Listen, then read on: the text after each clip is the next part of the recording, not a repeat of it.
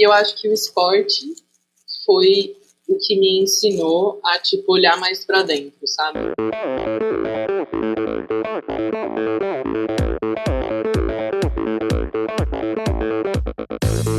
Olá pessoal, aqui é o Joaquim Cruz. Sou Jéssica Missali. Oi pessoal, aqui é o Luiz Lima. Eu sou a Carla de Pierro, psicóloga do esporte. Olá, aqui é Marcela Lima. Oi, aqui é o Rafa Velar. E esse é o Endorfina Podcast. Sou Michel Bogli e aqui no Endorfina Podcast você conhece as histórias e opiniões de triatletas, corredores, nadadores e ciclistas, profissionais e amadores. Descubra quem são e o que pensam os seres humanos que vivem o esporte e são movidos à endorfina.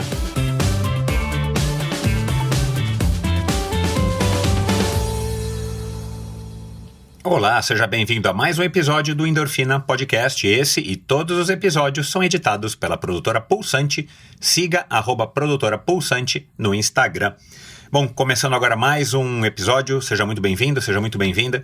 Com prazer aqui que eu gravei essa conversa com a Luana Oliveira, e mais conhecida como Lua, que é uma ciclista de corpo e alma, como muitos dos ciclistas que já passaram por aqui.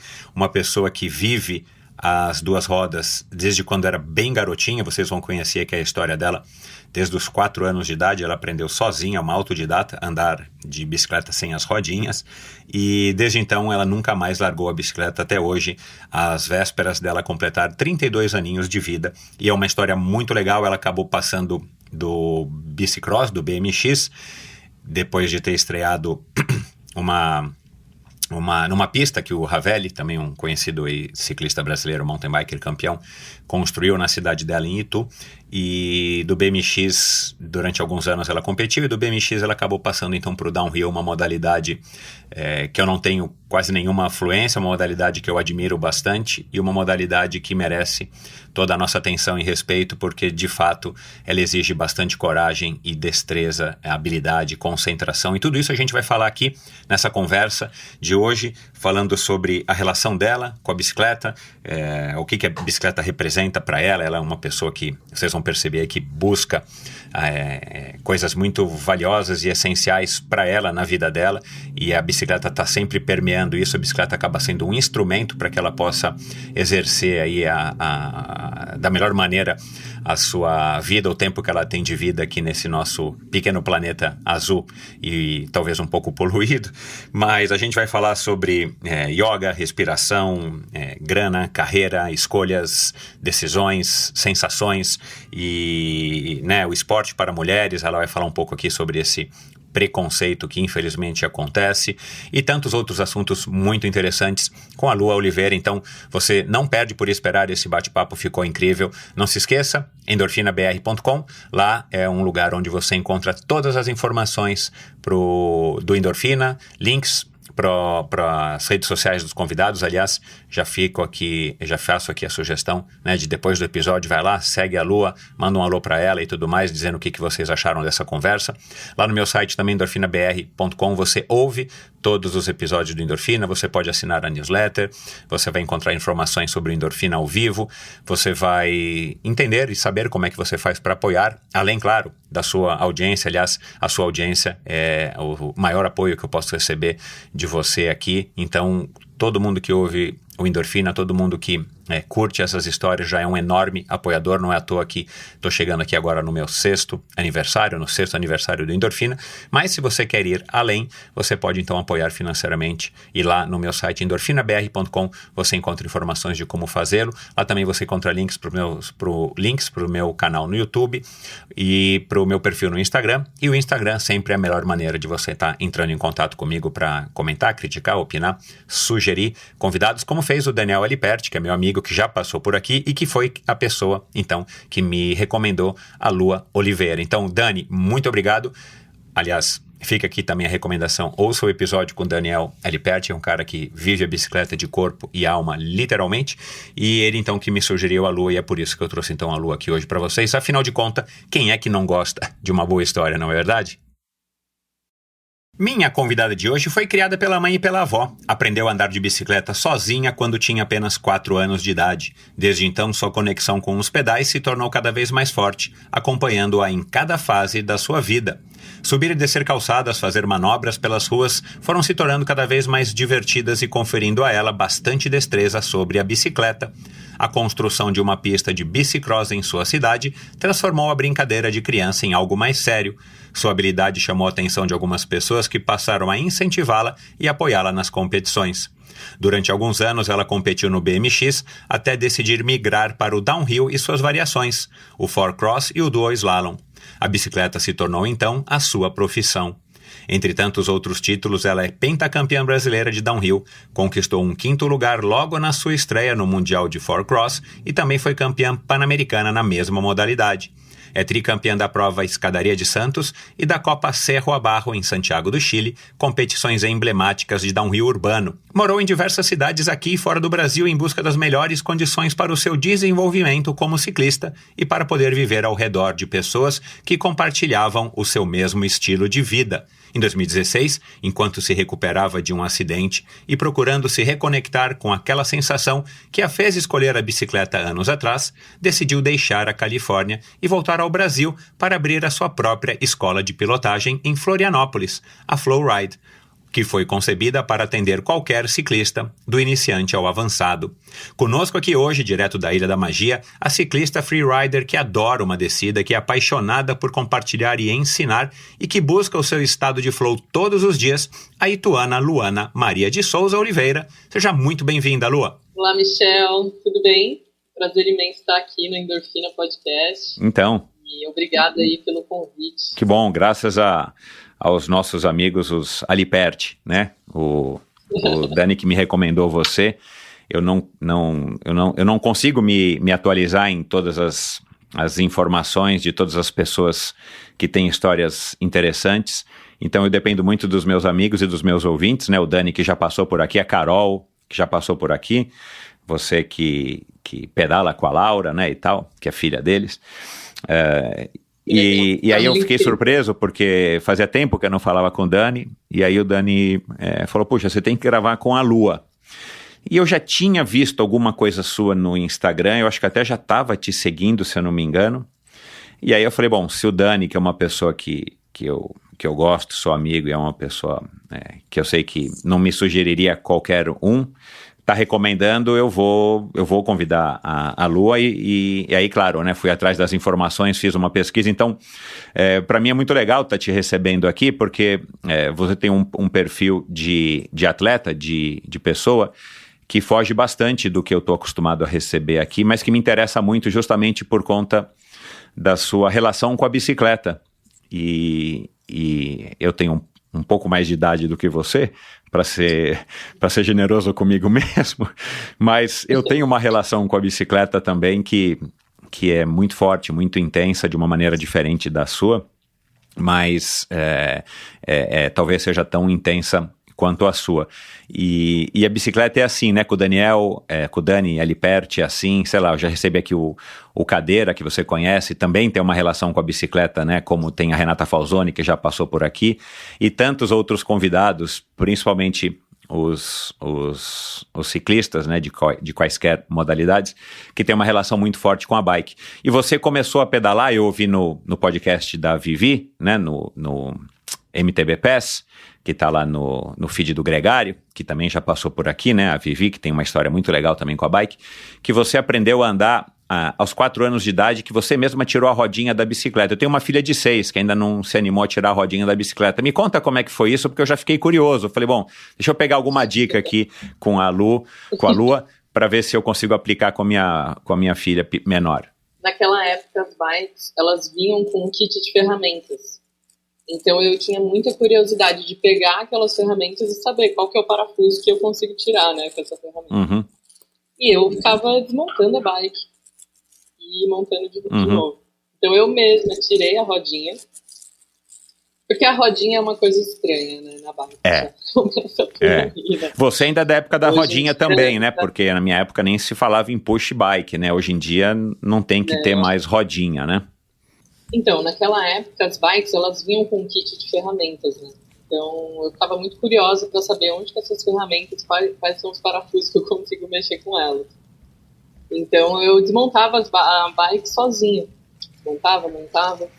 Então, a rodinha, né, ela acaba atrapalhando até a criança a aprender a pedalar, né? Fica ali dependendo da rodinha lateralmente e acaba não conseguindo ficar alinhado da bike.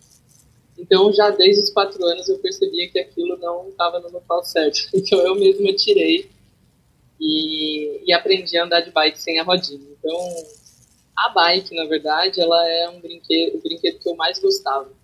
Então, por sorte, eu tinha um bairro cheio de crianças da mesma idade que eu. Então, eu amava sair com a minha bike, andar pelo bairro. Eu até lembro de uma ocasião que eu fugi da minha casa. Eu não lembro quantos anos eu tinha. Eu tinha, por aí, uns 6 anos. Eu fugi de casa e fui até a casa do meu tio, que era num bairro próximo, mas distante, né, para uma criança de 6 anos pedalar sozinha. E eu lembro que eu fiquei escondida atrás do carro, olhando meu tio na frente da casa dele. E eu assim, gente, ninguém pode me ver. E aí, consegui disfarçar ali, me desviar deles, fui embora e eles me encontram e eu paradinha no semáforo, atravessando uma avenida. E eu ainda, tipo assim, seguindo o semáforo como se fosse um carro, entendeu? Eu ali, tipo, esperando o verde. E aí o meu tio me pegou nessa hora, me colocou dentro do carro, me levou pra casa. E a minha mãe desesperada, me procurando. Então, eu sempre fui essa criança aí um pouco arteira. E a bike acabou que era minha melhor amiga, né? Porque fazia com que eu me locomovesse, né? Então, a bike sempre foi o meu meio de locomoção. Logo que eu pude, né, ter idade apropriada, eu comecei para a escola de bike. E eu saía da escola e eu pedalava a cidade inteira. Então, tipo assim, eu fui uma criança muito livre, assim. Cada hora eu tava com um amigo diferente. Então, eu ia para casa dos amigos, ia para essa pista de bike que eu acabei conhecendo e foi feita também nessa época. Então, a bike foi até hoje, uma ferramenta incrível, né? Tanto para me locomover, como para me autoconhecer. Isso que você falou aqui agora, né, de uma bike ser um amigo, da bike de representar essa liberdade de poder ir e vir. Várias outras pessoas, a Carol falou disso aqui também, a Carol Aliperti. Para mim também ela significava isso a partir de um certo momento, né? Eu comecei com as bicicletinhas pequenas e da época Totica, sei lá, Berlinetta e depois veio a BMX, né? Eu peguei o lançamento das BMX aqui no Brasil, depois do filme ET. E aí depois a gente começava a dar voltas no quarteirão, né? Eu sempre morei numa cidade gigantesca, não tive o privilégio de morar em Itu, uma cidadezinha menor, muito mais pacata, né? Então nossa diversão não era ir na casa do tio, mas era dar uma volta no quarteirão, que era um quarteirão grande, e já era uma grande aventura, mas dava essa sensação de liberdade. Agora, o que me chamou a atenção no que eu li a seu respeito, no que eu inclusive ouvi no seu próprio Instagram, eu fui até o primeiro post do seu Instagram, um Instagram bem ativo, o teu, isso que você acabou de falar, né, assim, a bicicleta me ajuda a me conhecer. Eu vi pelo seu Instagram, depois você me disse, né, que você pratica yoga, né, já praticou diversos tipos e, sei lá, a cada 3, 4 posts tem você fazendo uma pose lá, uma posição de yoga, né? E dá para perceber que você então tem uma ligação muito forte também com esse lado mais voltado para dentro, né? Você não é uma pessoa que anda de bicicleta pelo puro prazer, pela emoção que a bicicleta dá, você também está em busca de algo a mais. Eu queria que você falasse um pouco disso, porque pelos teus títulos, né, pelo teu currículo competitivo, que eu mencionei agora na introdução, cara, você foi uma atleta de ponta na modalidade que você escolheu, seja o downhill, o 4X, mas de repente você tem essa imagem que dá para perceber pelo teu Instagram, e não é de agora, né, assim, desde o primeiro momento. Você é vegetariana, né, desde 2013, você me falou. Você tem essa preocupação que vai além do atleta naquele estereótipo, se é que dá pra gente colocar o atleta num estereótipo, numa caixinha, né? Mas assim, daquela pessoa que tá ali a fim de ganhar, né? Sei lá, o Bruno Fratos esteve aqui e falou, cara, o que eu quero é ganhar, não me interessa nenhuma outra coisa, e não tá preocupado com autoconhecimento. É claro que a gente vai aprendendo muito com o nosso corpo, com as nossas experiências, mas você não, você é uma pessoa mais, enfim, que pelo que eu percebi, você tem mais essa vontade também, né? O esporte te ajuda nisso. Eu queria que você falasse um pouco como é que era, se você era assim também desde pequenininha, se você aprendeu isso com alguém, e como é que isso foi evoluindo até agora, né? Você nas vésperas de fazer 32 anos. Assim, quando criança, eu era totalmente ao contrário. Eu queria subir na bike, sair pedalando. Meu apelido era Gardenal, né? Porque...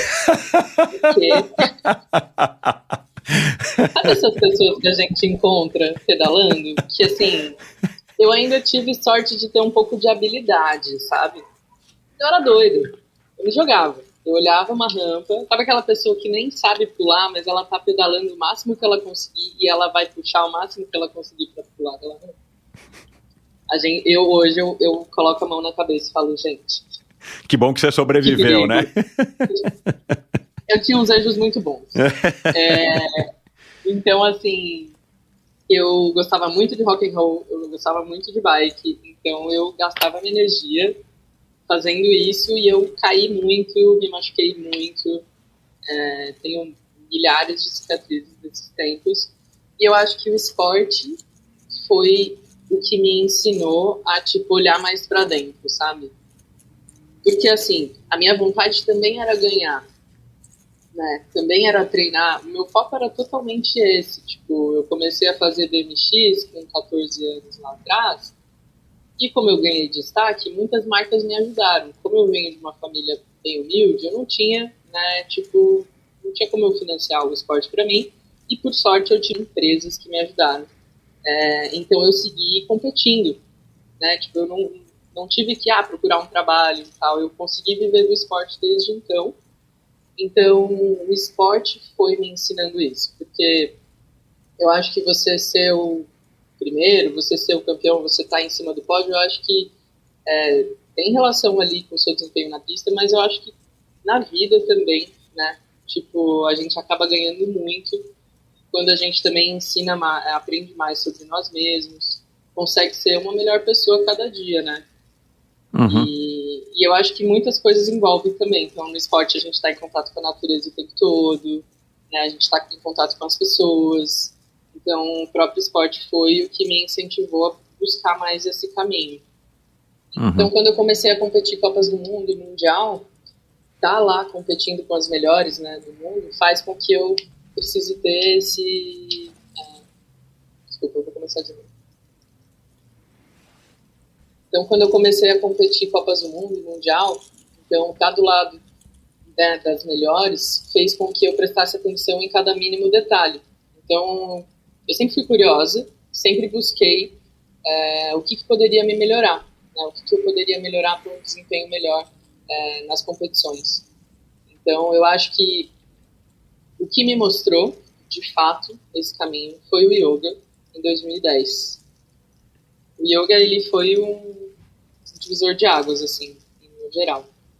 Nas competições, não adianta a gente estar só forte, bem resistente, com preparo físico incrível. Eu acho que tudo influencia, né? O seu estado emocional, o seu espiritual, como você está se sentindo naquele momento, né? Como um todo, assim. Então, o que me mostrou o caminho realmente foi o yoga, o que me, né, parou.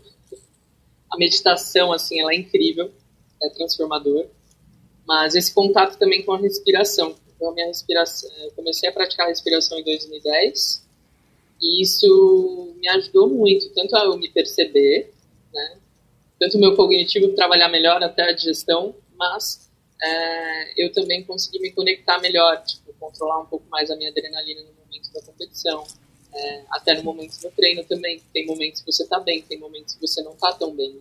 Então você precisa ser resiliente e trabalhar com isso. Então esse caminho desde pequena eu sempre fui curiosa no sentido de buscar espiritualidade, entender melhor, né? Nunca fui muito a favor daquele padrão que a minha família seguia, que era o catolicismo, sempre fui muito curiosa. Então eu sou bem esotérica, sabe? Eu gosto de buscar todos os caminhos, eu acho que é uma busca infinita. Então, desde então, sempre fui procurando outras linhas, assim, e trago isso até hoje, né? Eu acredito que o caminho é realmente infinito. Legal, faz sentido. E é curioso, né? Porque você, talvez os seus melhores anos, né, pelo teu currículo foram ali, né, de 2010 a 2015, 2016. Eu não sei, nessa época, aqui pelo menos no Brasil, não se falava tanto dessa questão da meditação como se fala hoje, né? Eu tenho um amigo meu que foi o melhor triatleta brasileiro até hoje. Na nossa época, isso já, né, no começo dos anos 90, ele já meditava, ele já usava respiração, já usava yoga e técnicas de meditação para ter um melhor desempenho, e não por acaso ele foi o melhor triatleta brasileiro até hoje. Mas era raríssimo, tanto é que a gente achava super esquisito. E eu tenho descoberto também, através de outros convidados aqui do Endorfina, que alguns já tinham descoberto essa prática muito antes dessa prática se tornar moda, talvez, né, que é o que acontece hoje. Mas, ao mesmo tempo, a meditação, ela também se manifesta, ela pode se manifestar de diversas maneiras. E é interessante isso que você falou aqui agora, né, da tua respiração, da tua adrenalina, porque a modalidade esportiva que você competiu durante todos esses anos é uma modalidade muito rápida, uma modalidade que você, eu tenho a impressão, quero que você fale um pouco disso, você não tem tempo de errar, você não tem tempo de fazer um aquecimento durante, né, a competição, de você ir pegando um ritmo. É igual, né, fazendo aqui de novo uma analogia ao Bruno Fratos, é uma prova de explosão, você cair na piscina para nadar menos de 20 segundos, né? Eu não sei exatamente quanto é que dura as suas provas, quero que você fale aqui um pouco disso, mas assim, como é que você aplicava isso da maneira prática, né? Uma coisa é você nos treinos, uma coisa é você tá fazendo as suas respirações e você tá tentando encontrar um equilíbrio também, né? Porque a gente já sabe, é óbvio, não dá para separar a Luana atleta da Luana ser humano, da Luana mulher. Mas como é que era o seu ritual nesse sentido, na véspera de uma Copa do Mundo, ou quando você já, né, foi 5 vezes campeã brasileira? O que você fazia, que você sentia e comprovou que te ajudava no desempenho propriamente dito? Bom, eu acho que é um treino, eu até brinco que foi em 2010 que eu conheci o yoga e, né, me dei conta que a respiração era algo que né, é treinável. E demorou um ano. Na verdade, mais de um ano. Foi mais de um ano para eu, de fato, aplicar isso na bike.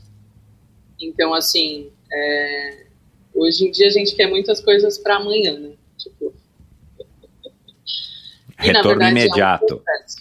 Tudo tem etapas, né? É um processo para chegar até lá. E eu acreditei no yoga, acreditei nessa prática e eu persisti fazendo ela. Mesmo que naquele momento eu não sentia uma diferença já na bike, né? Porque primeiro eu tô aprendendo a respirar fora da bike, né? E aí isso leva um tempo também. E aí para daí depois eu conseguir aplicar isso dentro da bike, demorou um tempo. Mas eu acreditava nessa prática, continuava persistindo. Então, em 2010 eu já estava correndo o Mundial, não usava a minha rotina de treino mesmo, de aquecimento mais físico, né? Mobilidade e tudo mais, mas ainda não tinha totalmente...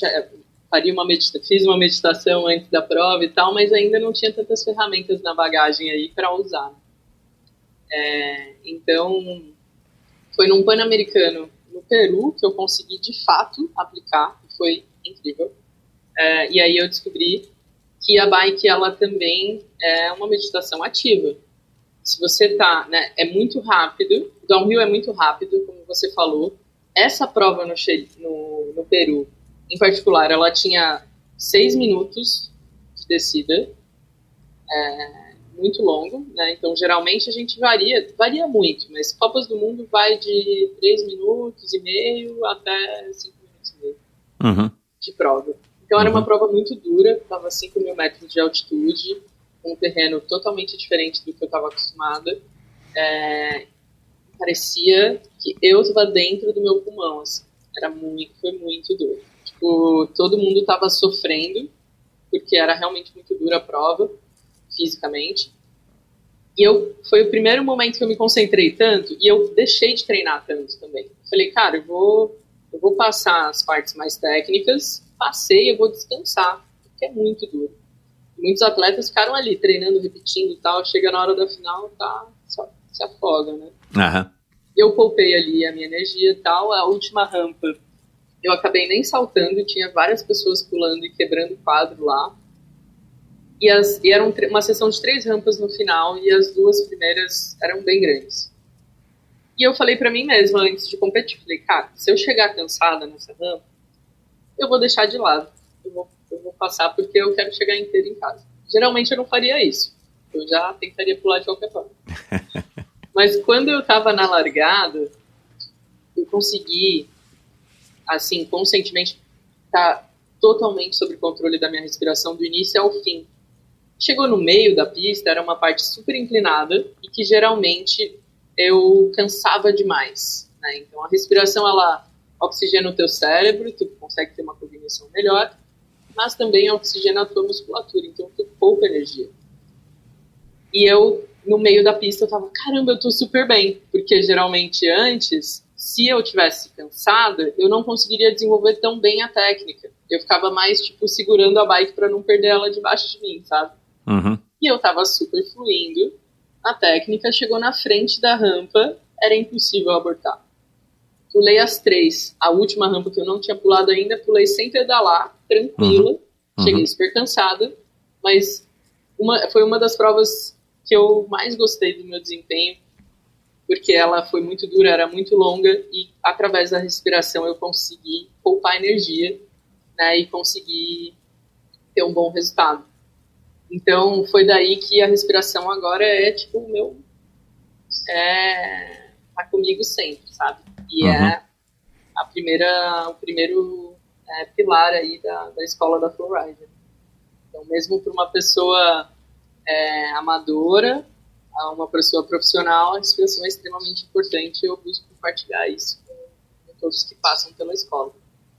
Então, assim, na hora da descida, a bike está em movimento, mas você está parado, né?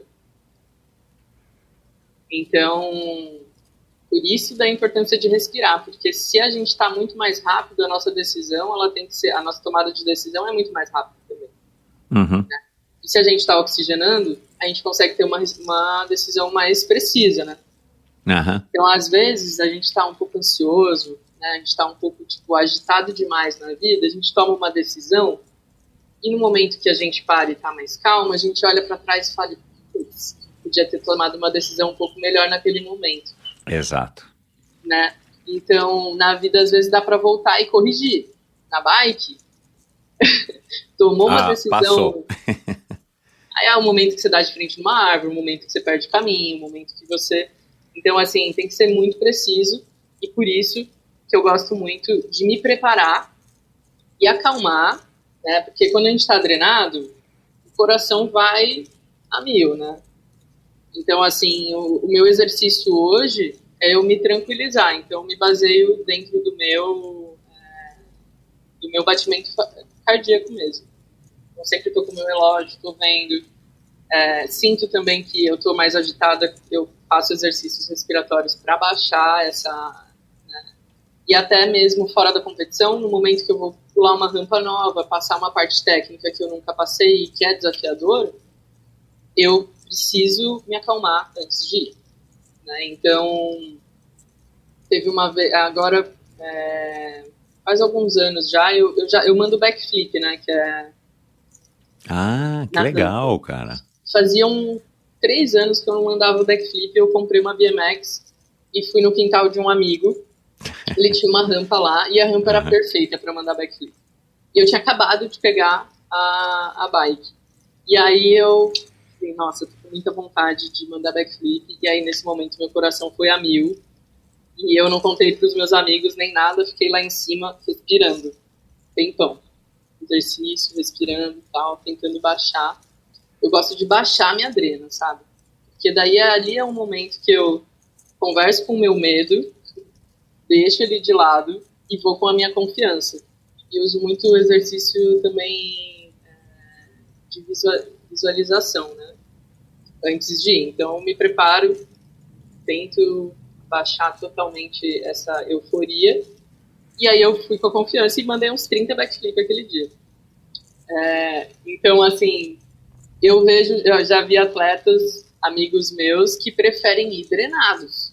Preferem ir na loucura, com sangue nos olhos. Tipo, eu já não. Eu gosto de minimizar os riscos, né? Tipo, entender realmente qual que vai ser o movimento, porque se é muito rápido, eu preciso ter isso bem integrado em mente, né? Uhum. Então, eu acho que através de um bom treino, de uma boa persistência, dessa resiliência de saber que você não está 100% o tempo todo, mas também reconhecer qual que é o terreno que você está indo enfrentar, né? Uhum. Ajuda muito. Então, essa é a minha experiência em relação ao downhill, né?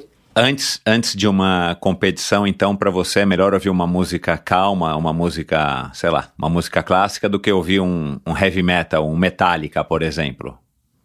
Para te deixar naquela pegada. Eu gosto muito de ouvir música de bike, assim, referências de músicas que estão em filmes de bike. Ah, tá. Porque cria aquela associação que te anima, que te empolga. Como eu fiquei empolgado com o teu vídeo ontem que eu falei pra você, né? Vou colocar um link pro vídeo aqui no post lá no meu site, pra quem quiser ver, porque, cara, aquele vídeo lá, música, é legal. A minha filha Nina, né, que tava ontem com a gente na hora de fazer o teste, eu mostrei pra ela depois, ela adorou, e a música faz uma parte importantíssima, né, nas imagens que a gente tá vendo ali, né? Sim. Eu gosto de uma música animada. Não tão parada, tá, mas também não tão agitada, mas uma música que me deixa empolgada, né? Uhum. Então, esse é o meu ritual, assim, claro, acordar, fazer uma prática de yoga, né, meditar, fazer um aquecimento bom de mobilidade, dinâmico, e aí o aquecimento em cima da bike. Uhum. Mas na hora da largada ali, eu tô o tempo todo focada na minha respiração e tentando me manter calma. E, assim, é incrível como é o meu desempenho quando eu faço esse exercício, sabe? Uhum. Então, essa é a forma de tanto eu largar, né, numa competição, como também eu enfrentar algum obstáculo que eu ainda não conheço. Uhum. Me tira uma curiosidade. Você falou, né, que você estando com a mente arejada e você estando controlando a tua respiração, você está em controle, isso te ajuda a tomar decisões mais acertadas de qual linha seguir e tudo mais. Eu imagino que para cada competição, para cada pista que você vá descer, as pistas mudam, você possa ficar ali durante um dia, 2 dias, X dias antes, repetindo aquela pista várias vezes. Na hora do vamos ver, na hora de encarar o downhill ou o forex, o que quer que seja, forex muda um pouco porque tem mais gente, mas o downhill que você está sozinha, não é mais uma questão de você já ter experimentado todas as possibilidades daquela pista e você executar aquilo que você já, eu imagino, treinou várias vezes. Olha, então naquela curva eu vou por aquela linha, naquele salto eu vou por aquele. Não é muito mais de você conseguir executar, e claro, né, na sua máxima velocidade, já que é uma prova contra o relógio, mas você seguir aquilo que você já exaustivamente treinou e tem mentalizado. Sim, total. Tá. É pouco tempo de prática, porque acaba que a gente precisa subir de lift, tipo, demora, tem fila. Então, geralmente, você faz algumas descidas, mas a memorização da pista ajuda muito, né, nesse processo. Depois, o meu papel seria administrar só, né? emoção ali durante aquele momento. Até... E não errar, claro, né? Porque você sempre está sujeito a, sem querer, pegar enfim, errar, sair do... E não do errar, onde você mas tá querendo... assim, você tem que estar pronto também para saber que o erro ele pode acontecer. E você pode muito bem recuperar, mas você também tem que estar preparado para, tipo, não ser levado pela emoção, sabe? Assim, às vezes a gente erra e daí, tipo, putz, aí já, se não tem esse discernimento, acaba errando mais, né? Coisa você claro, Então, assim, tem que estar com a mente aberta, eu acho, e estar bem preparado, ter as linhas já bem escolhidas, né? Para ali no momento você só focar no que precisa ser feito. Voltando um pouco na tua história, você começou a andar de BMX, foi influenciada ou motivada pela pista que o Ravelli construiu em Itu, e aí você foi, né, participando das competições, foi tendo apoio, foi tendo resultados, e você foi, enfim, continuou naquele fluxo, né, no flow de estar cada vez mais envolvida com a bicicleta. E você, claro, você foi crescendo, né, passou por todas as fases da tua adolescência, a fase de um jovem adulto e tudo mais. O que fez você largou os estudos para poder viajar, para poder competir, mas o que você pensava naquela época que a bike poderia te trazer, ou como é que foi essa decisão de ser uma ciclista, uma biker profissional, né? Porque eu imagino que para tua mãe não deve ter sido muito simples de aceitar isso, houve conflito, você teve que batalhar pela tua vontade.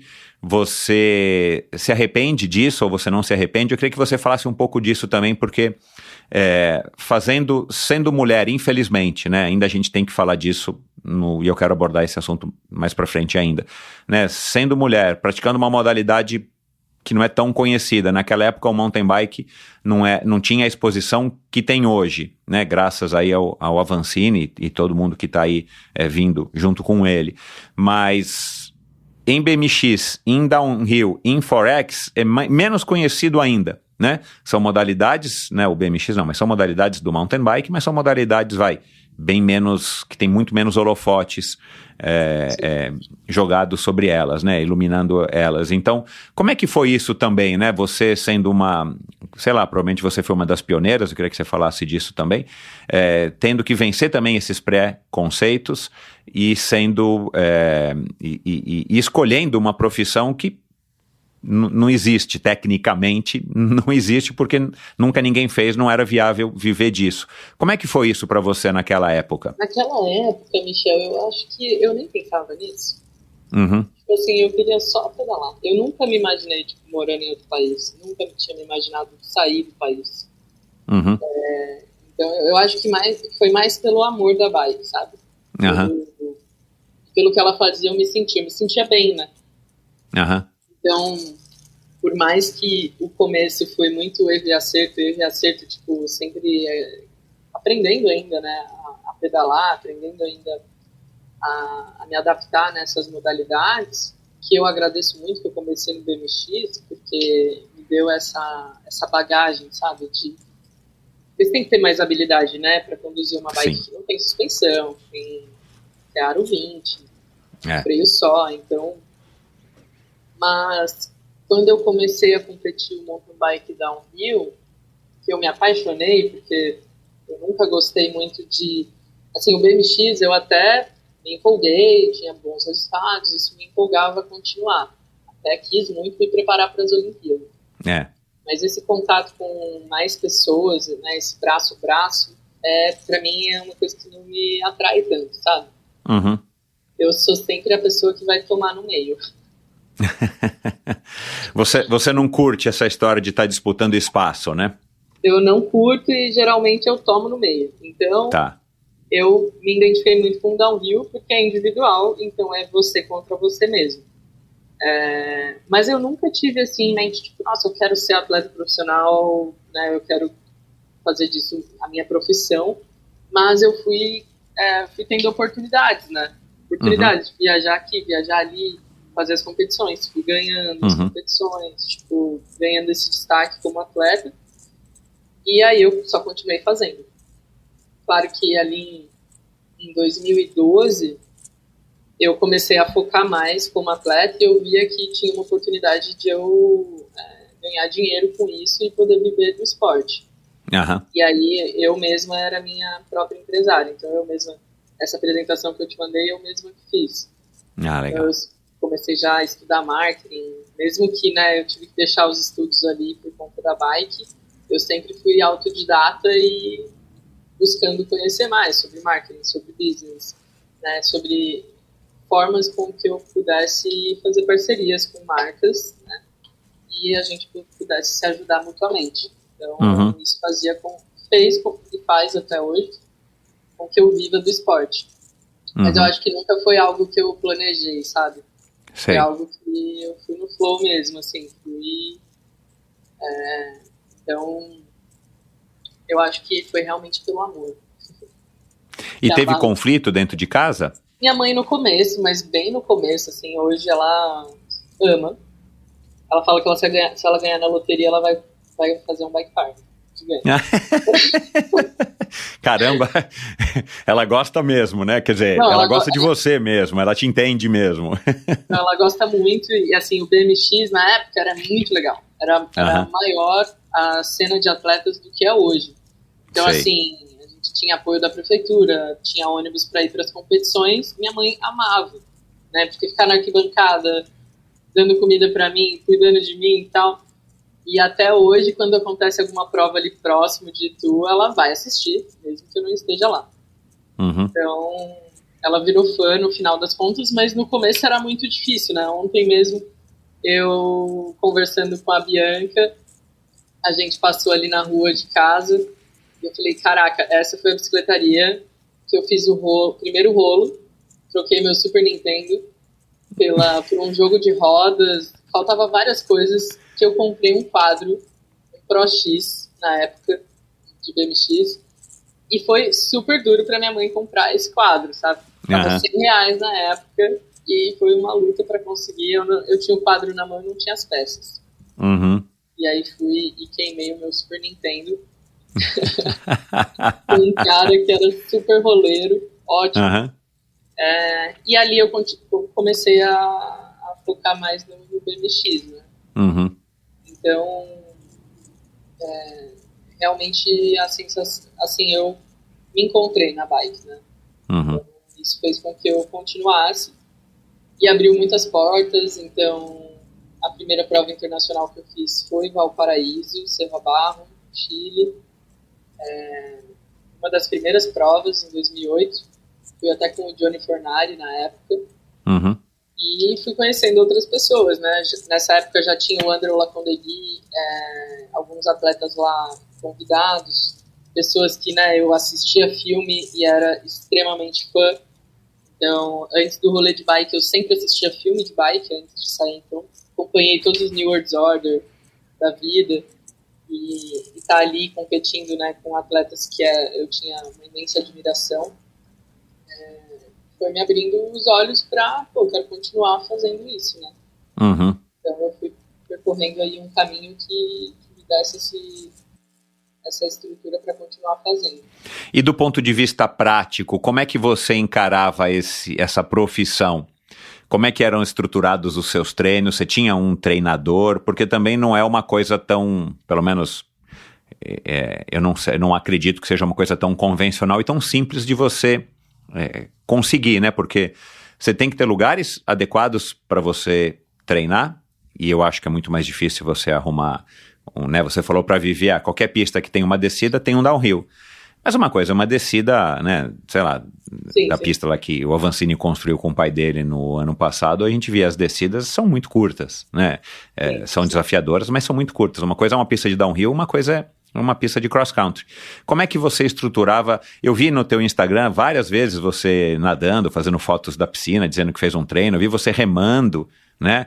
Você fez highline, malabarismo com não sei se eram aquelas coisas que pegando fogo, aquela corda, não sei como é que chama, né? Que você ateia fogo, enfim. Como é que era estruturado, né? E como é que você, autodidata, se organizava para ser uma atleta profissional de downhill, de nível mundial? desde 2008, que foi quando eu comecei a competir, né, internacionalmente, eu sempre busquei treinadores. Então, eu tive muitos treinadores nesse tempo. Uhum. E nutricionista, eu sempre soube, é engraçado, né? Quando eu não tinha esse suporte antes, né? Então, não tinha muito essa visão também. Claro. E eu era de Itu, e em Sorocaba, a equipe de bicicross era muito mais profissional. Uhum. E eu lembro que até a avó da minha amiga, a avó da Mayara Pérez, dona Cida, maravilhosa, que era presidente, né, do time ali de Sorocaba, não lembro se era ela que pedia isso, mas eu lembro que todos os atletas de Sorocaba não podiam tomar Coca-Cola, refrigerante, no dia de prova, e comer fritura. E a minha casa, da minha família, é super tradicional. Minha família come bem mal. Tipo assim, aquele arroz, feijão e mistura, e é isso. Então, eu tirei o refrigerante desde aquela época. Não tomo refrigerante até hoje. E sempre busquei, tipo assim, puta, eu quero me alimentar melhor, né? Então, sempre busquei profissionais para me auxiliar nisso. Nutricionista, né, um preparador físico. Fiz um tempão com o Cadu Colasso.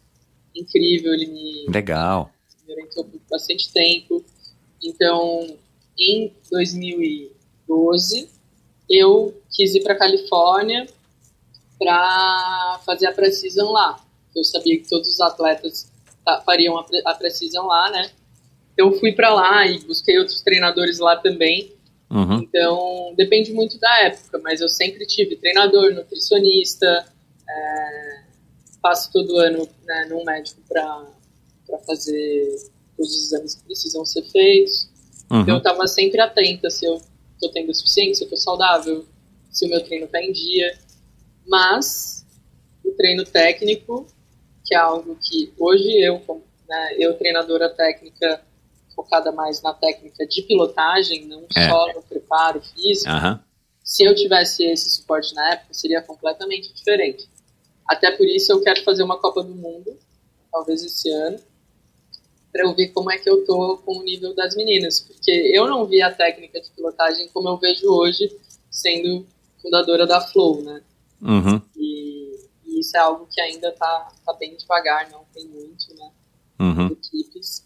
E faz toda a diferença, ainda mais que o downhill. Faz toda a diferença pro cross country, mesmo que a descida seja mais curta, é importante você, né, descer um melhor desempenho para poder poupar energia para a próxima subida mesmo.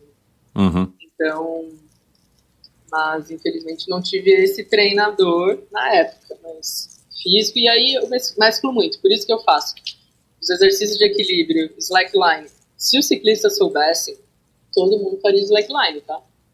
Ah, é? Olha o segredo. É impressionante a similaridade. Porque na bike, a tua estabilidade, ela também tá nessa região aqui, né, do teu tronco. Exato. Então, assim, andar na linha a pé, né, que é o slackline, é muito parecido com o que você andando alinhado na bike.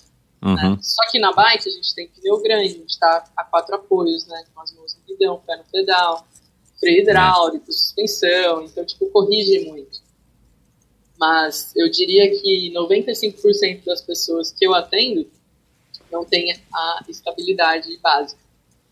Então, o Slack acaba te ajudando muito isso.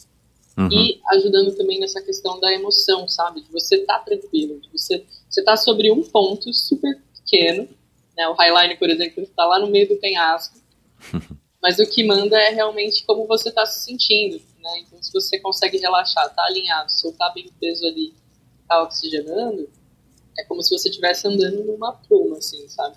O malabarismo também, né? Trabalha muito a coordenação, reflexo, muito reflexo.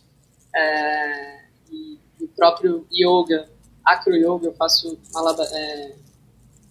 essa prática com outras pessoas também, né? Acro-yoga é de acrobático, né? Você tem várias fotos também, né? Fazendo acrobacias, na praia, nas pedras, sabe? Então eu amo macaquear por aí, seja em cima da bike ou fora da bike, e isso acaba ajudando muito, né? Então, hoje Eu ainda não sei qual Copa do Mundo eu vou fazer, mas o meu preparo vai ser bike elétrica, escalada de boulder na academia. Eu vi você fazendo boulder também, E por causa highline. dos antebraços, né? Cara, boulder, não, assim, slack e escalada, se os ciclistas soubessem, todos fariam. Principalmente no downhill. Eu não sei o que eu fiz para eu não escalar antes, porque assim, o preparo físico que você ganha de dedo, assim mesmo, a escalada trabalha o teu corpo inteiro, mas essa resistência que você ganha da mão, assim, né, de agarra, faz toda a diferença, porque na pista de downhill você fica freando e isso consome muito a tua mão. Eu não sentia antebraço, não sentia perna, eu sentia meus dedos no downhill. Então a escalada eu imagino. ajuda muito. Então hoje eu me classifico como montanhista. Eu gosto de fazer todos os esportes na montanha.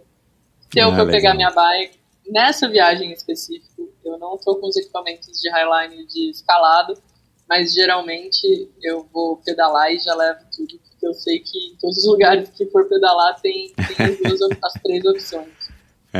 Mas eu acho super importante esse acompanhamento com o profissional, então isso, sendo atleta e tendo um destaque legal, eu também consegui fazer parcerias com treinadores incríveis e aprendi muito, assim, me ajudou muito, né, no esporte. Essa perspectiva, né, que você falou aí agora uma montanhista e praticar essas diversas modalidades na montanha, nunca tinha me ocorrido isso, né, mas o mountain bike, pelo próprio nome, né, e especificamente o downhill, é uma modalidade, acho que a gente pode enquadrar como uma modalidade de montanha, né, por razões óbvias, mas eu nunca tinha parado para pensar nisso. Recebi já alguns montanhistas aqui, mas nenhum deles me falou que usa a bicicleta também como uma das modalidades para praticar na montanha.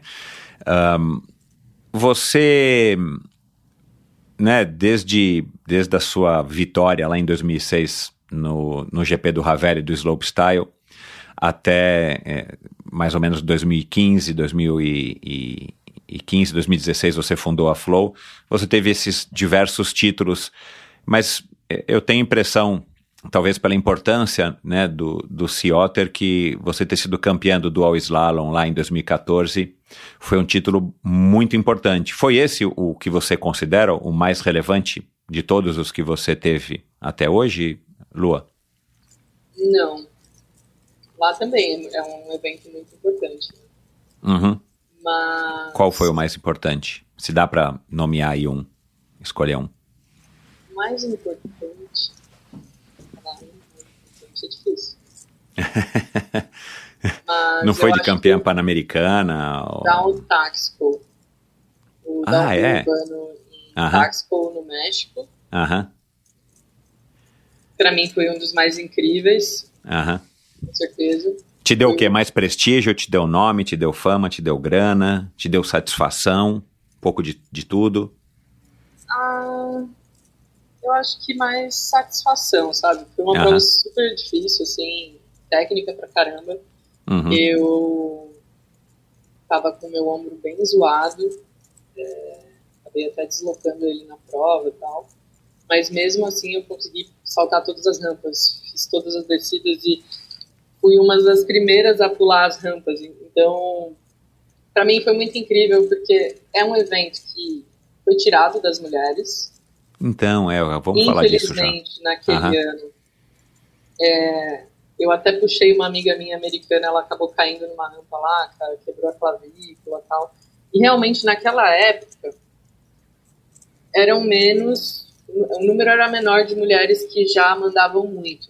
Pelo menos as que estavam no meio, porque eu acredito que as mulheres incríveis por aí, naquela época mesmo. Mas eu era a única mulher, tanto no Valparaíso como no Daltaxco, que saltava todas as rampas. Então tinha mulheres participando, mas a maioria desviava de algumas rampas, então não zerava a pista inteira. E eu fiquei muito feliz de zerar. Eu estava até com o B Cruz nessa época, e eu estava indo, e o B já sobe na bike e desce, né? Ele não pensa muito. E para mim foi ótimo também, porque era uma coisa que também não tinha que olhar muito, era mesmo tentar passar aquele obstáculo. E a gente foi até na frente do Nico Mulley, que é um americano, que tava lá, e ele tipo assim, caraca, né, eu tô aqui tremendo ainda, nem decidi ir, e ela já foi. Então, pra mim mais foi a satisfação, assim, de poder estar lá, de ter feito um evento incrível. Sinto muita falta de downhill urbano, então acho que é um pouco por isso que eu acabei escolhendo o Dow Taxi. Mas tem o Pan-Americano e tem também o Mundial, né? Então, mas são todos títulos grandes, então, né? Assim, vultuosos, né? Como é que esses títulos, como é que você administrava isso? Como é que você lida com a competição e lida com a competição, olhando agora em retrospecto? Porque você também, né, você se considera uma freerider, né? Acho que você talvez sempre se considerou, né, fluindo aí do downhill pro Forex, as manobras, a produção de vídeos e tudo mais. Você disse, acho que não foi no podcast da Vivi, né, que você gosta de se divertir com a bicicleta. A bicicleta é diversão para você. Só que as competições são diversão, mas é uma diversão onde você também tem a seriedade, você tem a competição e tudo mais. Como é que você enxerga hoje esse período aí que você teve todos esses títulos e a diversão? Porque talvez, pelo que eu entendi, eu não sei se você falou isso no MTB Pass, foi uma hora também que você falou, cara, eu tô precisando voltar a me divertir, eu tô precisando olhar de uma maneira diferente essa questão da minha relação com a bicicleta, e aí você partiu aí para sua empreitada também do Flowride para poder compartilhar todos os seus aprendizados e talvez, aí já é uma interpretação minha, poder voltar a ter uma conexão que você já tinha tido com a bicicleta e por algum motivo eventualmente ela foi se perdendo. Como é que é isso para você? Como é que foi, né, a relação com tantas vitórias, com tantos desafios e o puro prazer de pedalar, né? Pelo prazer que te deu ali desde os 4 anos de idade sem a rodinha. Sim. Depois que a coisa começou a ficar mais séria, né, realmente, né, cai a ficha do tipo, putz, essa é a minha profissão. Né, o que eu preciso fazer é ganhar. Fica mais difícil realmente. Então, eu acho que depois de alguns anos competindo e viajando, eu comecei, eu estava super dentro da competição, então sempre trabalhando esse mindset de competidora, né, tipo, em busca da vitória, mas depois de um tempo começou a ficar um pouco mais cansativo mesmo, né? Tipo, eu comecei a perceber que todas as viagens que eu estou fazendo eu mal consigo visitar onde eu tô, né? Porque era, tipo assim, hotel, pista, hotel, almoço, tipo assim, comer, dormir, descansar e recuperar. Então, mas sempre tive noção disso, do tipo, pô, eu já tô aqui competindo, me coloquei nisso, né, nesse lugar. Eu preciso buscar diversão. No downhill, como não tem outra pessoa do lado, é mais fácil a gente, né, tipo, entrar nesse estado do tipo, não tem tanta pressão do lado, né? Largou, é o momento de você, né, se divertir descendo. Acaba saindo um pouco os pensamentos da mente, é aquele momento que você fica com a mente mais vazia mesmo e consegue se divertir, porque para mim qualquer descida é divertida, né? Mesmo que eu esteja dentro de uma competição. Uhum. Mas eu acho que no final ali que eu decidi, né, tipo, percorrer um outro caminho, sair um pouco das competições, foi no momento que eu já tinha me dado conta que a imagem da bike pra mim tava ficando diferente. Então eu tive que mudar. Mas é um processo, né? Então, e como é que foi esse processo? Assim, foi uma coisa que aos poucos foi te gerando o estresse, né? O estresse no sentido também positivo da palavra, né? Vai te tirando vai te dando esse desconforto, essa sensação, eu preciso render, eu preciso produzir, as marcas te apoiando, né? Você teve patrocinadores grandes como a TNT, acho que a Oakley, né? Que eu vi nos teus vídeos, marcas grandes te apoiando e você tendo que, enfim, né? Dar retorno para eles, afinal de contas é um trabalho, né? É uma troca, claro. Né? Foi um processo, foi uma coisa que de repente... chegou um momento que você falou, cara, isso aqui acho que agora eu tô a fim de fazer outra coisa. Mas ao mesmo tempo também te dá aquela insegurança, né, cara? Peraí, mas o que eu vou fazer? Isso aqui é o que eu sei fazer?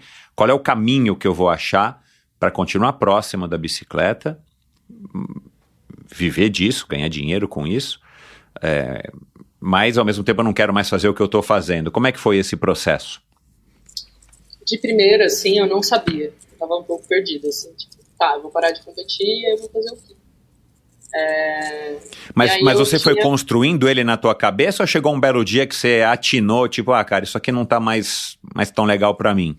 Eu pergunto isso porque pra mim foi uma coisa que aconteceu meio que de uma hora pra outra, sabe? Chegou um momento que eu falei, cara, agora que eu tô percebendo que eu não tô mais afim não tô mais com aquela adrenalina de competir. Então, se eu não tô com aquela adrenalina, por que eu tô fazendo isso? A gente vai pela adrenalina, pela emoção, né? E aí, de repente, eu falei, cara, não quero mais e, enfim, e larguei. Como é que foi esse processo para você? Para mim demorou um pouquinho mais, assim. Até porque, assim, eu já tinha um caminho meio que, né, não fácil, mas, tipo, já o comum, né, que eu já fazia. Então, como eu não tenho, né, essa estabilidade de, tipo, vou mudar, eu preciso planejar bem direitinho para eu conseguir, claro, de fato, né, executar. Então, eu tinha voltado para o Brasil, estava com vontade de morar aqui e tal. Não deu certo, não achei um lugar que eu me adaptasse. Voltei para a Califórnia. E aí eu ia seguir uma jornada com o Eduardo Arruda, que é meu irmão. E na época a gente tinha a mesma vontade de difundir mais o esporte no Brasil. Através de construção de pista e através de compartilhamento das técnicas. Não tinha muito claramente essa parte do bike school ainda na época, mas a gente falou, cara, vamos para a Califórnia, vamos pegar a experiência e a gente volta para o Brasil e introduz isso aqui.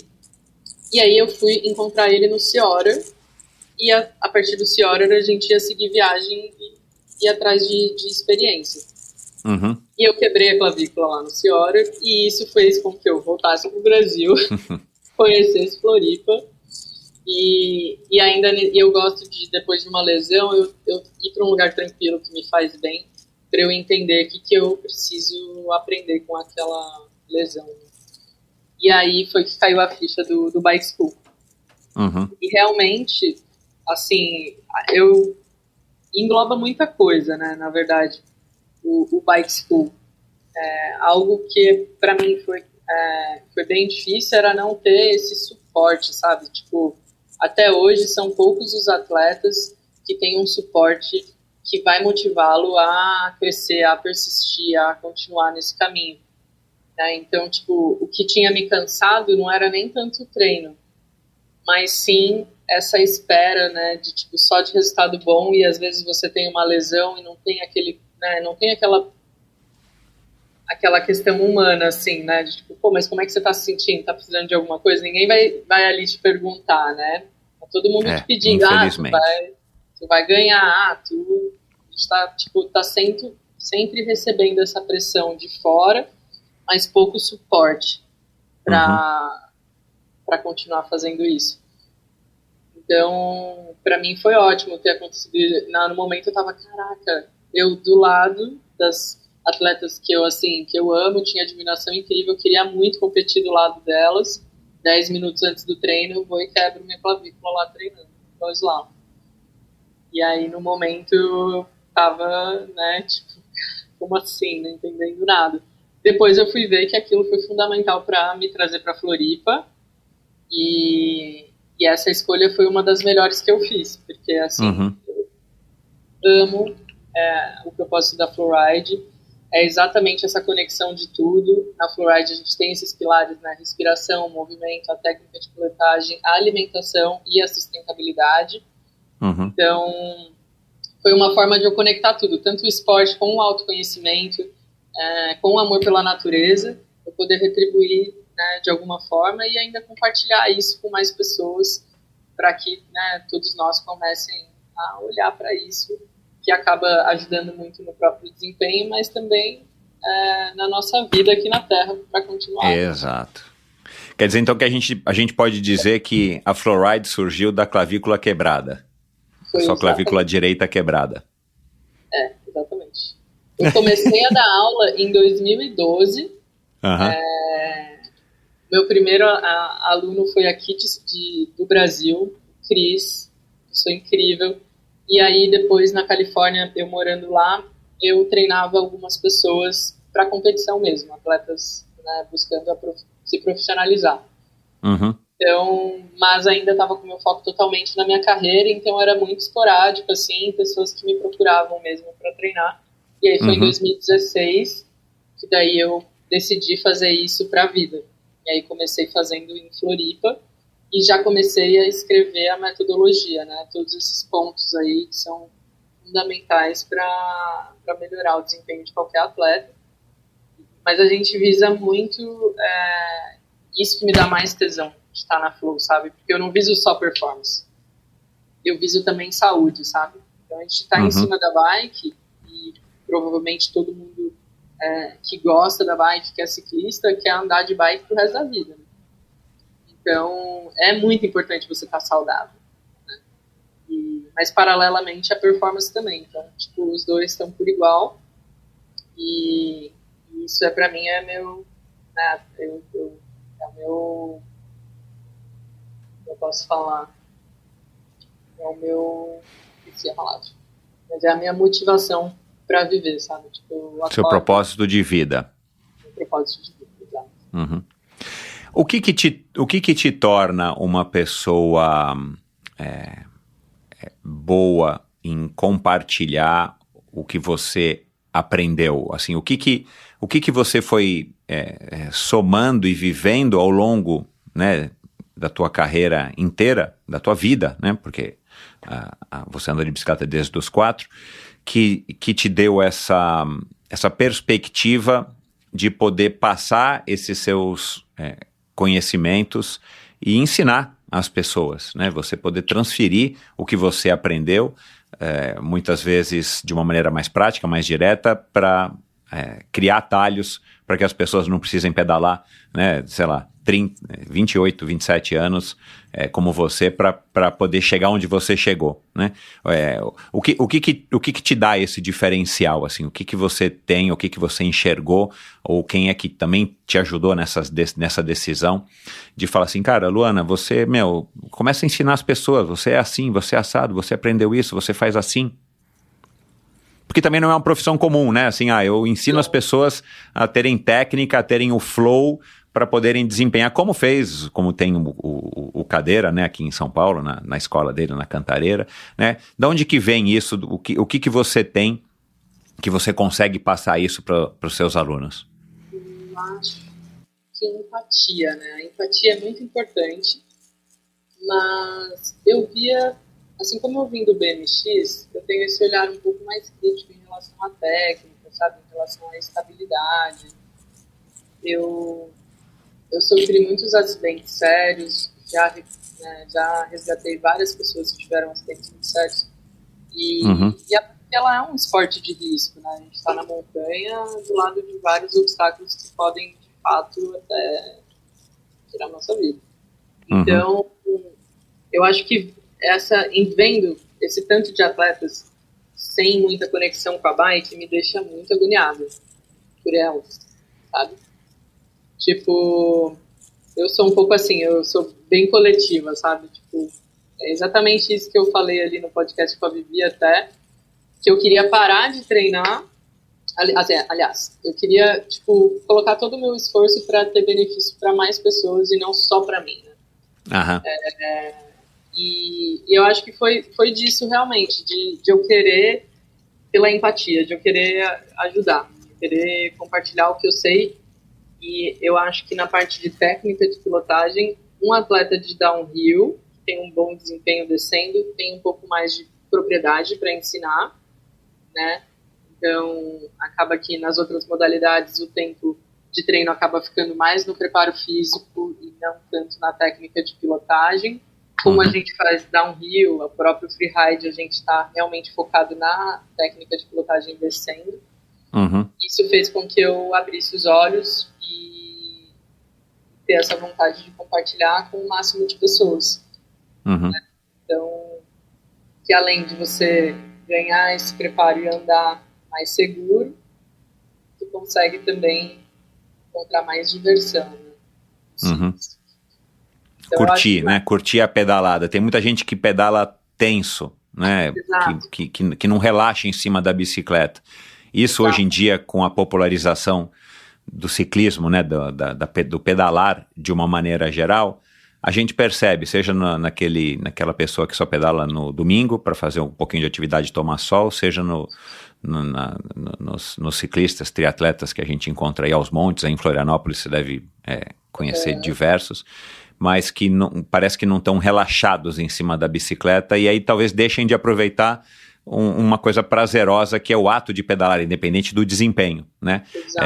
E talvez o ciclismo hoje, não sei se o mountain bike talvez um pouco menos, mas o triatlon e o ciclismo dá a impressão que as pessoas estão muito pautadas no desempenho, né? Nos watts, nos cons, né? Nas medalhinhas e no reconhecimento instantâneo do Instagram que eles vão receber por terem feito um tempo X e talvez tenham deixado de lado, nunca tenham tido o prazer de pedalar pelo ato de pedalar, pelo que representa a bicicleta, pelo menos é essa a impressão que eu tenho.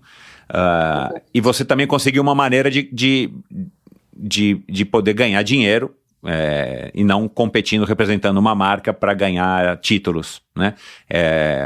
A hora que você idealizou isso, foi também com o Edu que você idealizou, que você criou a Flow, foi isso? No começo a gente ia fazer junto, né, com a Ruta. Mas aí depois a gente decidiu separar, ele ficaria mesmo na parte de construção de pistas. E aí eu separei e criei a Flow. Hoje eu faço consultoria, né, de construção de pistas, de construção de bike park, mas eu não faço a construção exatamente.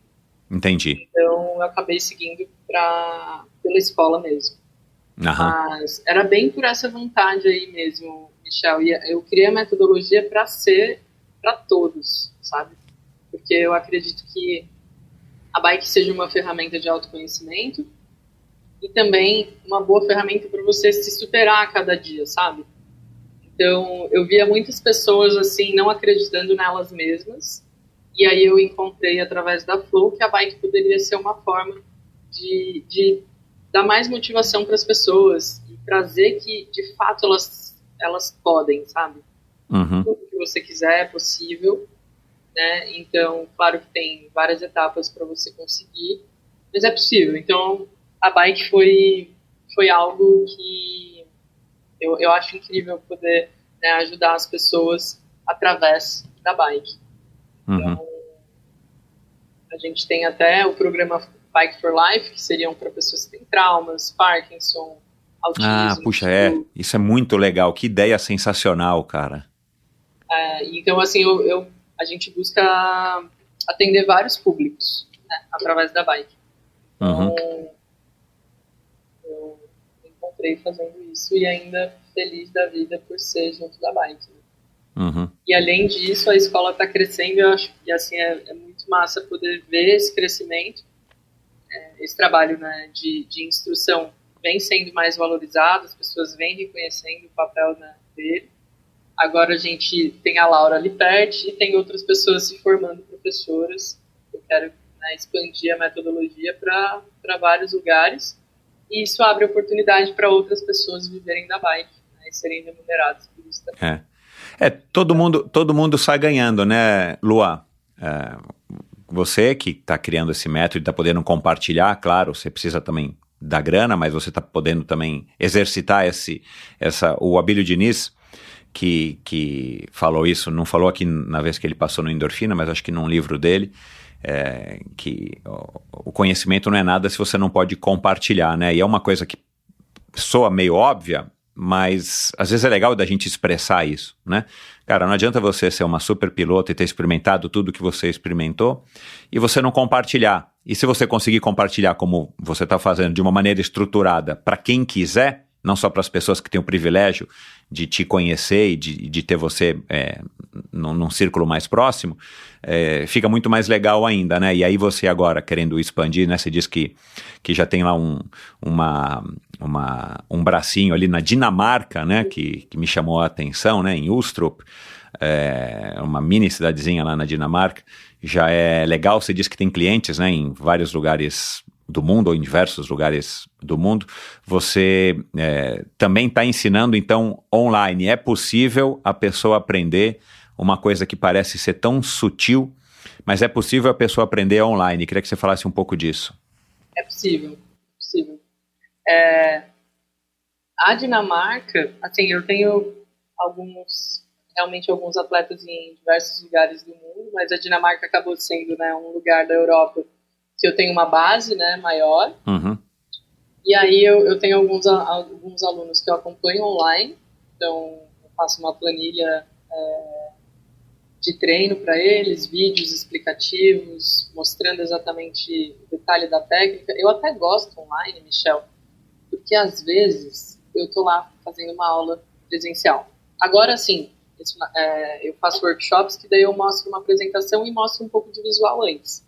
Uhum. Mas se for na hora do treino mesmo, eu tá dando uma explicação pro aluno, às vezes ele tá imaginando algo que eu não sei se é exatamente o que eu tô falando. Né? Então, no online é perfeito, porque eu mostro o posicionamento exato, a diferença entre um posicionamento ruim e um posicionamento ideal. Eu coloco um slow motion, ele consegue ver exatamente o movimento que eu tô fazendo em tal transição.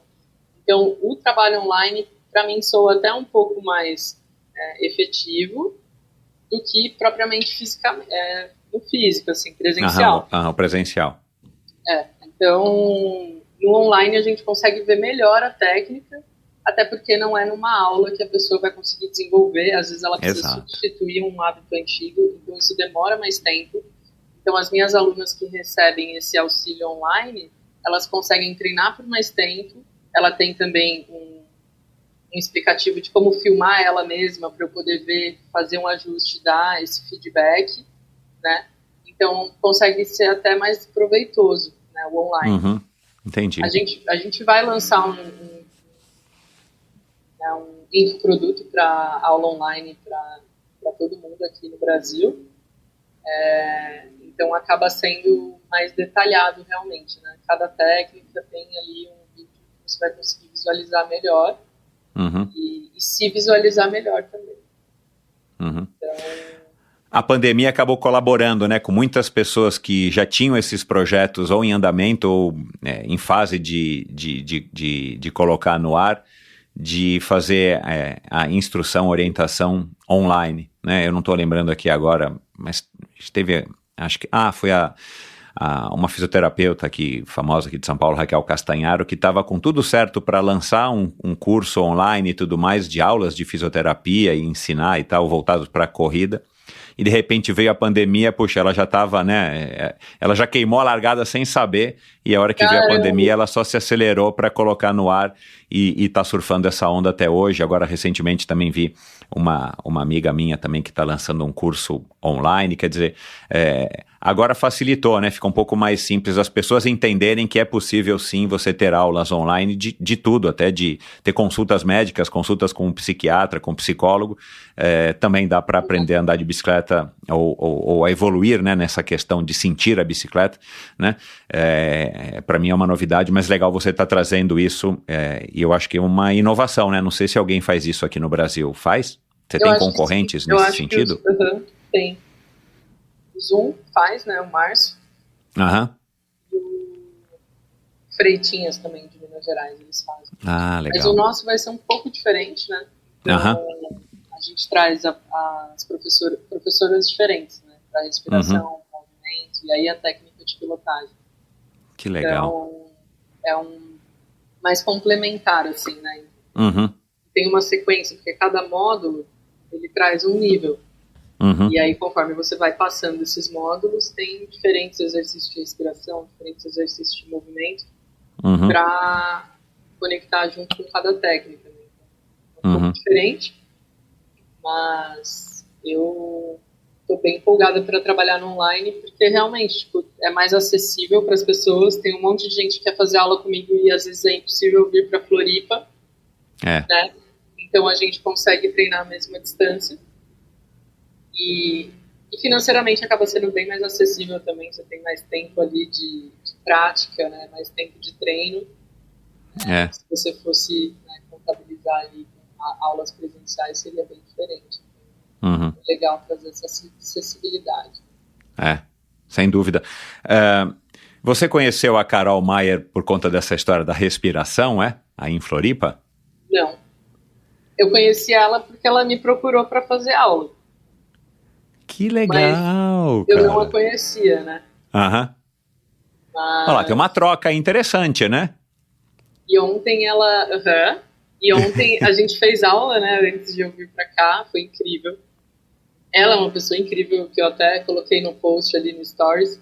Tipo, que imensa satisfação, né? Poder ser treinadora de uma mulher que é uma baita inspiração pra mim. Não sei quantos recordes mundiais que ela tem, né, cara? Uma e mulher incrível. Pude conhecer ela melhor ouvindo o seu podcast com ela. Que legal! Tipo assim, caralho, eu nem sabia que ela era instrutora de yoga. Então... Olha lá, tem uma sinergia legal entre vocês aí, né? Além de estarem no mesmo ambiente, né? Na mesma cidade, né? Vocês têm aí uma coisa em comum, respiração e a bicicleta, né? Exato. A gente tá trocando várias figurinhas, a gente quer fazer... Eu quero trazer ela pra Flow, pra alguns eventos que a gente vai fazer. Ótimo, que legal, cara, que legal. Mas ela Legal. Ô Lua, agora vamos falar um pouco dessa questão, cara, que ainda... me incomoda, mas ao mesmo tempo eu tenho tentado trazer aqui pro Endorfina com bastante recorrência, sempre que surge a oportunidade, que é a questão, né, de ser uma mulher, você ser uma mulher, fazendo um esporte pouco conhecido no Brasil, com poucas mulheres. Teve essa questão de que, né, você falou que tiraram a competição feminina, lá no México. Agora você faz parte, né? Você fez parte da Red Bull Formation em 2022, que foi super legal, como uma construtora. Eu entendi que era como uma pilota, né? Queria que você falasse um pouco disso. E agora, em 2023, você está na expectativa aí de ser anunciada, ou vai ser, né, como piloto, ou vai ser como construtora de pista, consultora. Como é que era, como é que foi a sua trajetória, né? A questão do preconceito, a questão do machismo social que a gente vive, infelizmente. E aí eu tenho que fazer uma meia-culpa aqui, cara. Às vezes a gente não percebe. Minha filha mais velha, né? Eu tenho a Nina, que você conheceu ontem, e tem uma de 23. E ela me ensina muito, né? Porque é jovem e tá num mundo que é diferente do mundo onde eu fui criado.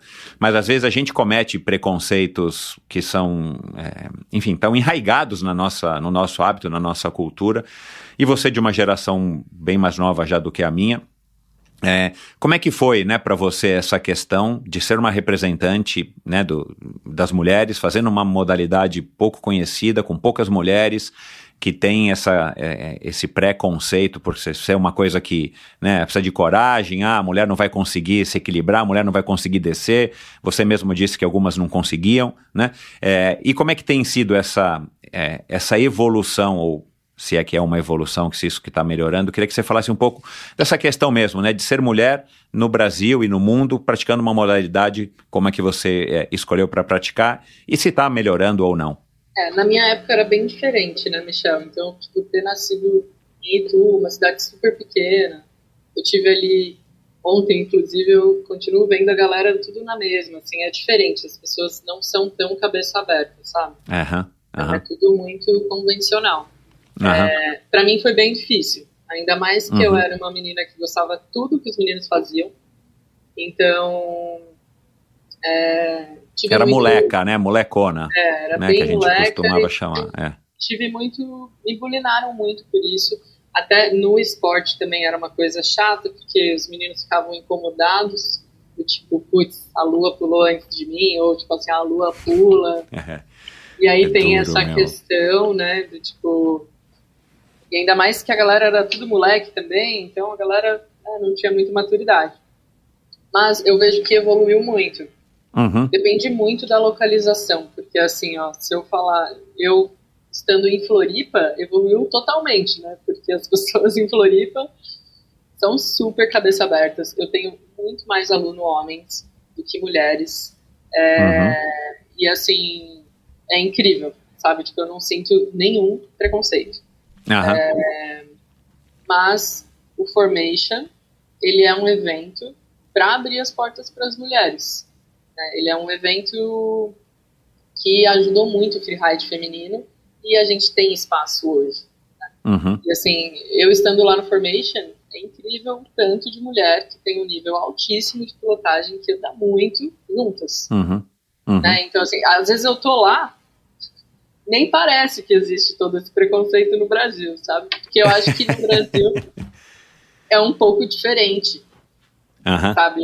Eu acredito que a cultura brasileira, assim, acaba sendo um pouco machista lá na raiz, sabe? Então... Muito, pode falar. Tem ninguém ouvindo. Então eu acho... Tem bastante essa diferença, sabe? Então, assim, esse movimento do Formation está totalmente conectado com o movimento da Flowride. Então, até por isso a gente tem treinos com mulheres, a gente tem algumas coisas mais específicas para mulheres, para, de fato, motivar mais mulheres a fazer, sabe?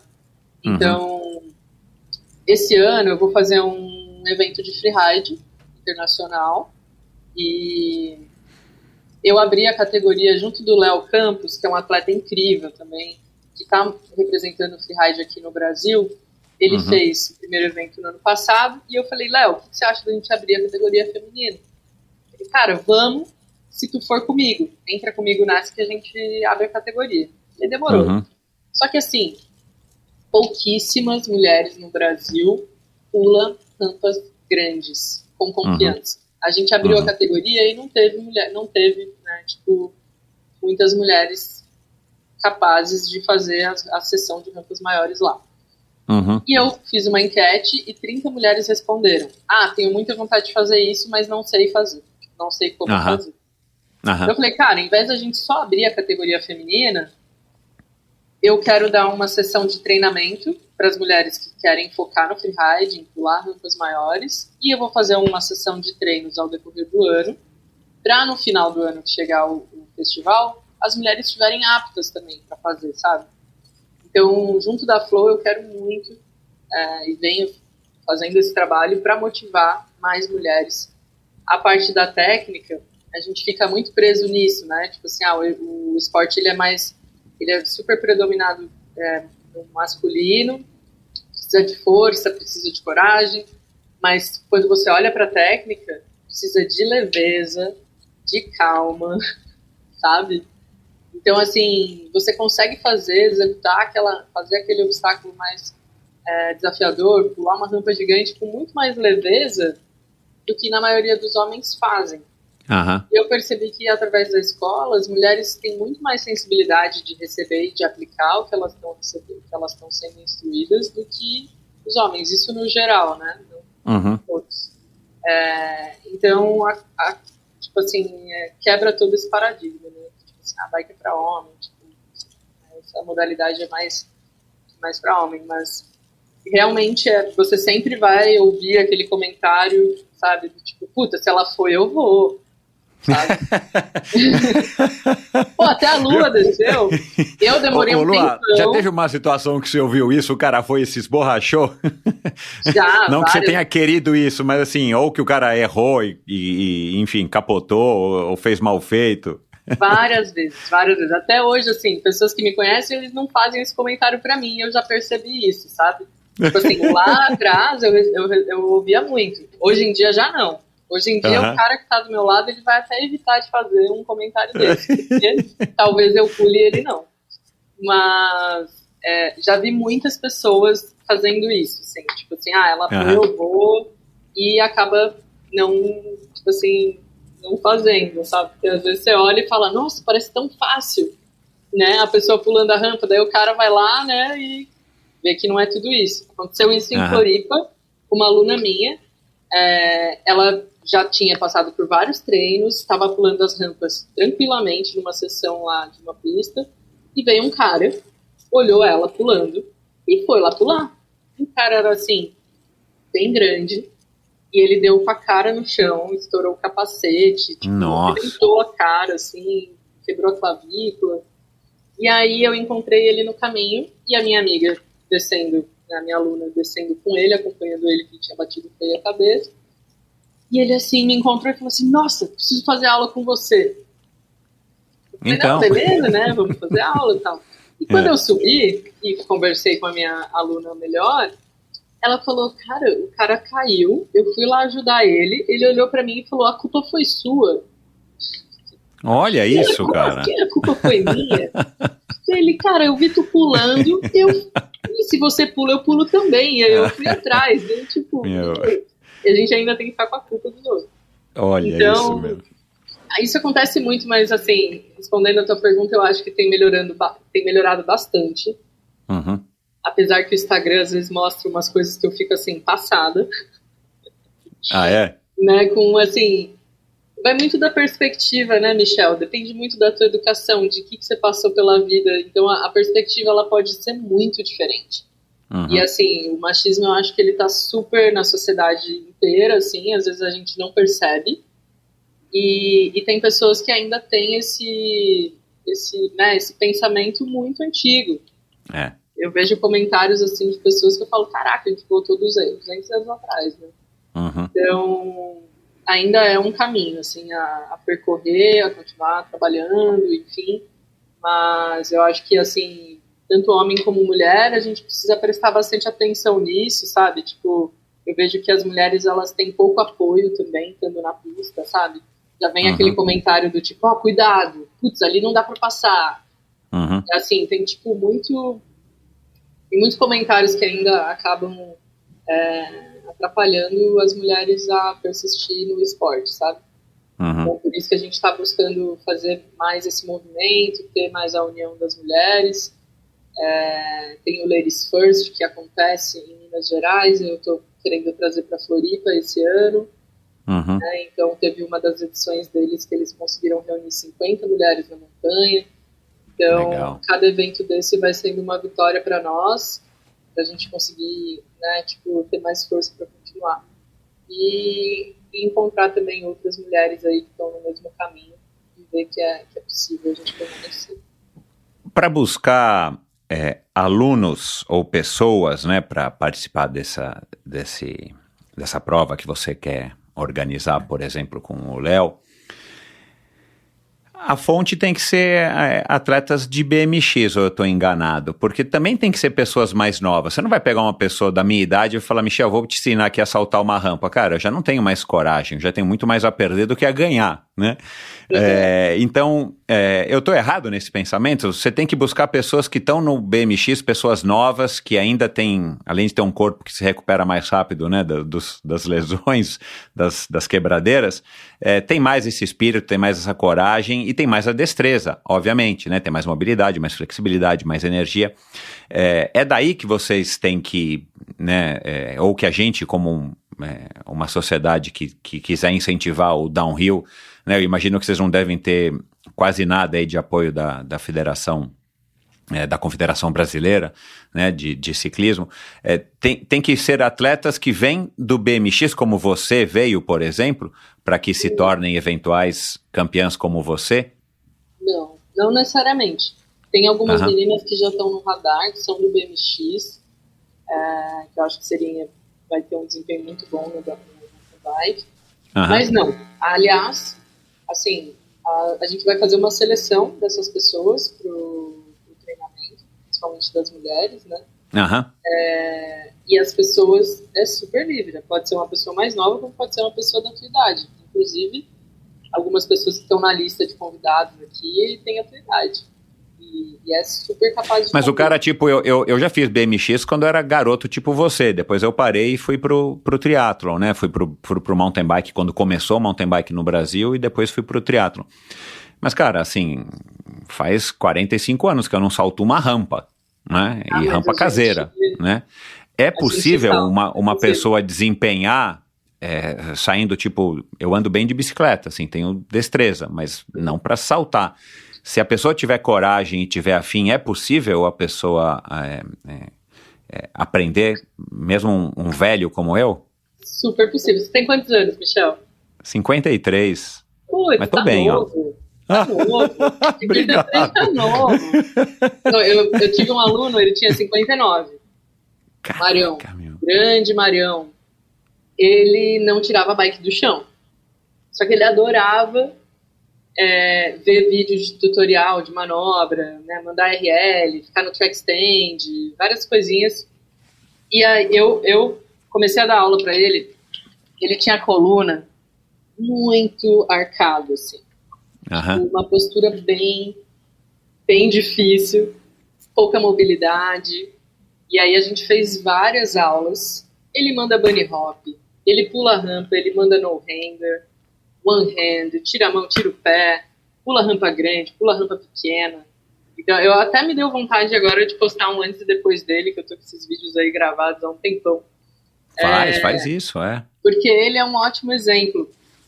Então, assim, eu tenho vários alunos, na verdade, entre 50 e 60 anos, que super, assim, melhorou muito o desempenho. E nessa parte de rampa, é muito importante você treinar a base antes. Né? O controle de pressão, que seria o pump. Então, eu não vou, né, de cara te colocar numa rampa para saltar. Mas você desenvolver o movimento que precisa, tá pressionando no lugar certo, distribuindo o peso da forma correta na bike, né? Tá mais confiante para fazer, a rampa vai ser a parte de recompensa, sabe?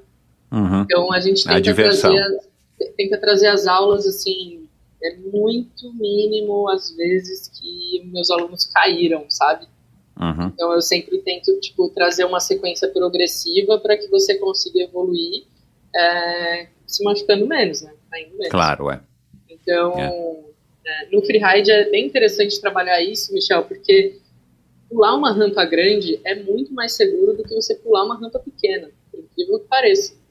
Mas se você tiver a velocidade certa e o movimento certo para fazer, é muito tranquilo. Então, através desse treinamento, a gente vai trazer essa progressão para daí, né, chegar no festival, quem tiver apto, quem tiver seguro, vai fazer. Mas eu tenho na lista aí várias pessoas com a tua idade. Legal. Eu não vou dizer que eu vou um dia fazer alguma coisa com você, porque acho que a minha saúde também não me permite, cara, por conta de algumas limitações. Mas interessante saber. Pra gente caminhar aqui pro final, a gente falou, né, de profissão, de carreira, de patrocínio, de grana. Dá para viver da bicicleta? Você considera que dá? Você está conseguindo, obviamente, mas você consegue ser minimamente bem recompensada, né, na média, vai? Assim, sei lá, dá para viver honestamente numa boa, ou precisa ficar se virando nos 30, precisa dar pulinho aqui, pulinho ali, precisa fazer bunny hop de tudo quanto é lado para poder pagar as contas no final do mês? Como é que tá isso, e como é que era e como é que tá sendo hoje, né? Você que tá aí há tantos anos nessa. São poucos os atletas que conseguem, de fato, viver. Vou dizer que, tipo, não é uma coisa fácil. E eu acho que no começo, sim, tem que se virar nos 30 para tentar, né, se manter. Mas é completamente possível. Né? Então, o que eu gosto disso, Michel, é que é muito livre, né? O que eu vou escolher? Aquela apresentação que eu te mandei lá de 2023. Eu criei, né, tipo, os objetivos, as metas, faço um levantamento de quanto que eu preciso fazer isso e apresentar para as marcas, né, que, tipo, sintonizam aí com a mesma ideia. Se você tiver um bom projeto, bem explicadinho, né, tiver um bom planejamento de como você vai divulgar isso, de como você vai mostrar a marca, é totalmente possível, né? Claro que, tipo, precisamos ter alguns contatos, tipo, chegar na pessoa certa. É um namoro, né? Tipo, você falou da TNT. A TNT foi, tipo assim, foi um puta namoro para até eu assinar um contrato com a TNT. Mas foi algo que, tipo, é incrível, mas pela organização que tem. Eu até ouço, assim, das marcas que eu vou apresentar, eles falam, caramba, né? Tipo, você é toda organizada, tem tudo isso e tudo mais. Então eu vejo que são poucos os atletas que se organizam. Eu acho que você ainda tem esse problema, você só ser atleta e você só ser bom, não vai chegar ninguém na tua casa, bater na porta da tua casa e falar, você quer um patrocínio? Quer viver do esporte? Exatamente. Assim, isso ainda não acontece. Seria legal, né? Ter uma agência de atletas aí de mountain bike, poder já ter tudo isso, né? Exato, sair procurando na internet quem é que está se destacando, vou te ligar e vamos tentar fechar um negócio. Seria o máximo, né? Mas... Seria o máximo. Só que esse foi um dos motivos que eu parei de competir em Copas do Mundo. Eu poderia muito bem, fiquei 5º no Mundial. Eu tinha total capacidade de ser campeã mundial, né? De ganhar uma Copa do Mundo. Mas é muito cansativo. Vale muito... É muito custoso você você participar do circuito inteiro de Copa do Mundo, mundial, e você ainda ter que treinar, ter que cuidar de você, cuidar de tudo isso, e ainda ter que fazer reunião com patrocínio, pedir. Né? Então foi esse um dos motivos que eu acabei parando. Mas respondendo a tua pergunta, é totalmente possível. Só precisa, né, ter paciência, ter um bom projeto, ter um bom foco ali no que você vai apresentar, entregar um bom trabalho, e com certeza as marcas, é possível as marcas, né, apoiarem. Mas é isso, precisa ter bem claro assim, o que você quer, qual que é o caminho você quer percorrer e de qual forma eu posso, né, beneficiar a marca também. Eu ser beneficiada, mas também exato, de qual forma eu posso... É uma via de mão dupla, isso aí. Mas, assim, Michel, eu sinto... eu sei de muitos atletas aqui no Brasil que têm um potencial incrível, que deveria, de fato, né, tipo, ter a vida paga para poder fazer isso e não tem. E os apoios que tem é só apoio. Recebe um produto dali, recebe um produto daqui. Então, eu falo muito para as marcas, sabe? Tipo assim, você quer me dar um produto? Então você não vai ser meu patrocinador. Ou nem ao menos tá ali na... Eu posso usar o teu produto, testar o teu produto, tipo, tá ali usando de vez em quando, mas patrocínio é diferente de um apoio. Então, tem atletas que não sabem diferenciar isso, acaba aceitando qualquer apoio, e aí isso fecha a porta para uma empresa, de fato, patrocinar às vezes. Mas eu consegui viver do esporte até 2016, ali em 2016 eu decidi, né, parar as competições. Então, hoje eu vivo da escola, mas agora eu estou voltando como atleta freerider, então, né, tô com 2 marcas me acompanhando, a Specialized e a Season, e em busca também de novos patrocinadores para eu conseguir percorrer aí esses eventos de freeride e quem sabe uma Copa do Mundo esse ano. Legal, tomara.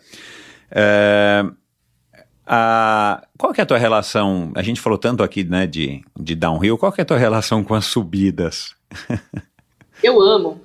Depois das bikes elétricas, cara, boa, e aqui na VSL, ela é ótima para subir.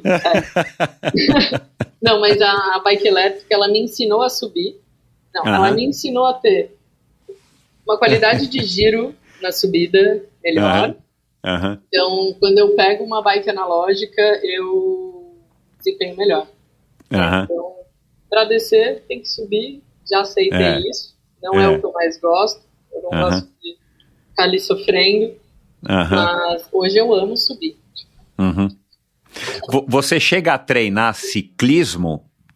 Ciclismo que eu digo assim, treinar na estrada ou treinar enfim, né, ou no rolo, sei lá, no treino virtual para ter condicionamento físico.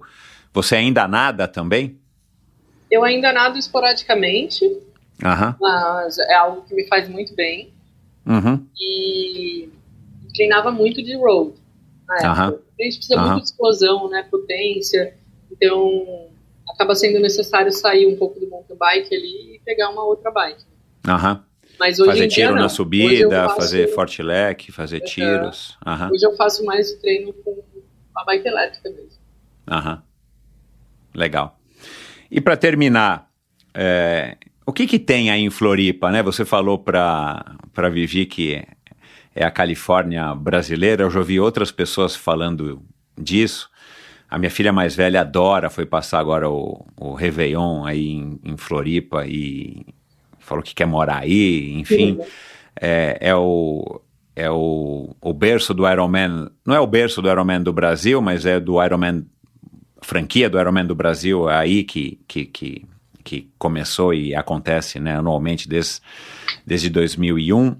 É uma cidade super interessante que, pelo jeito, acolhe muito bem as pessoas que vêm de fora também, né, como você.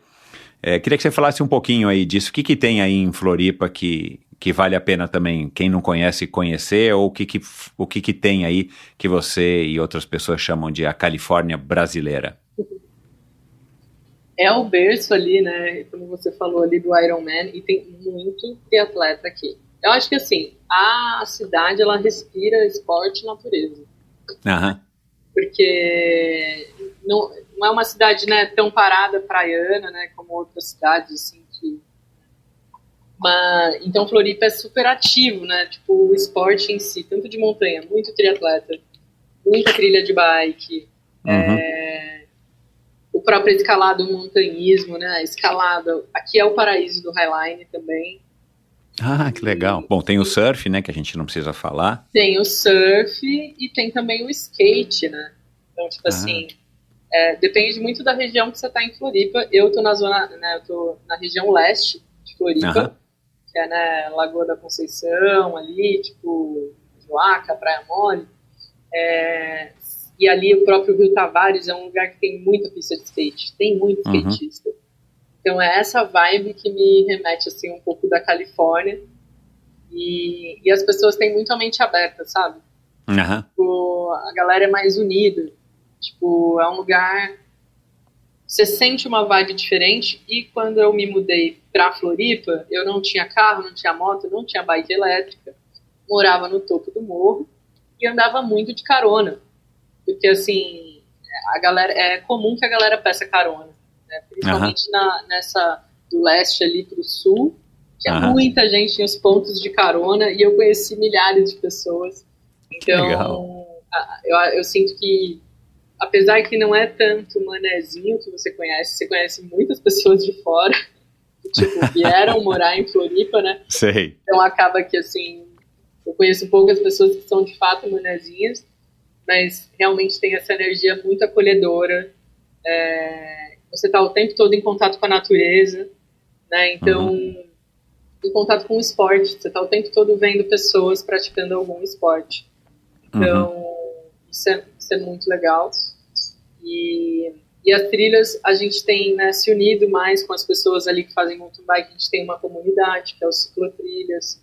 Então, as trilhas, elas são cuidadas, e a gente vem aumentando aí a relação com os órgãos públicos, para tornar isso cada vez, né, melhor, porque as áreas são de preservação permanente, então acaba que a gente não consegue, né, acessar tantos lugares, mas as trilhas, elas são em trilhas que antigamente as pessoas usavam para ir caminhar de um lugar para outro, né?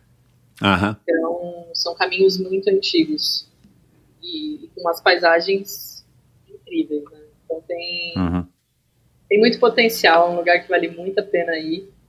E ainda mais quem anda de bike acaba tendo várias opções para poder andar lá, né? E fora alimentação também, né, Michel? Qualquer lugar que você vai, eu vegetariana, sou a pessoa mais feliz lá. Porque assim, você vai no dogão da esquina, ele vai ter um hot dog lá. Um hot dog que não que é vegetariano. O dogão da esquina da lagoa, eles têm 4 opções vegetarianas.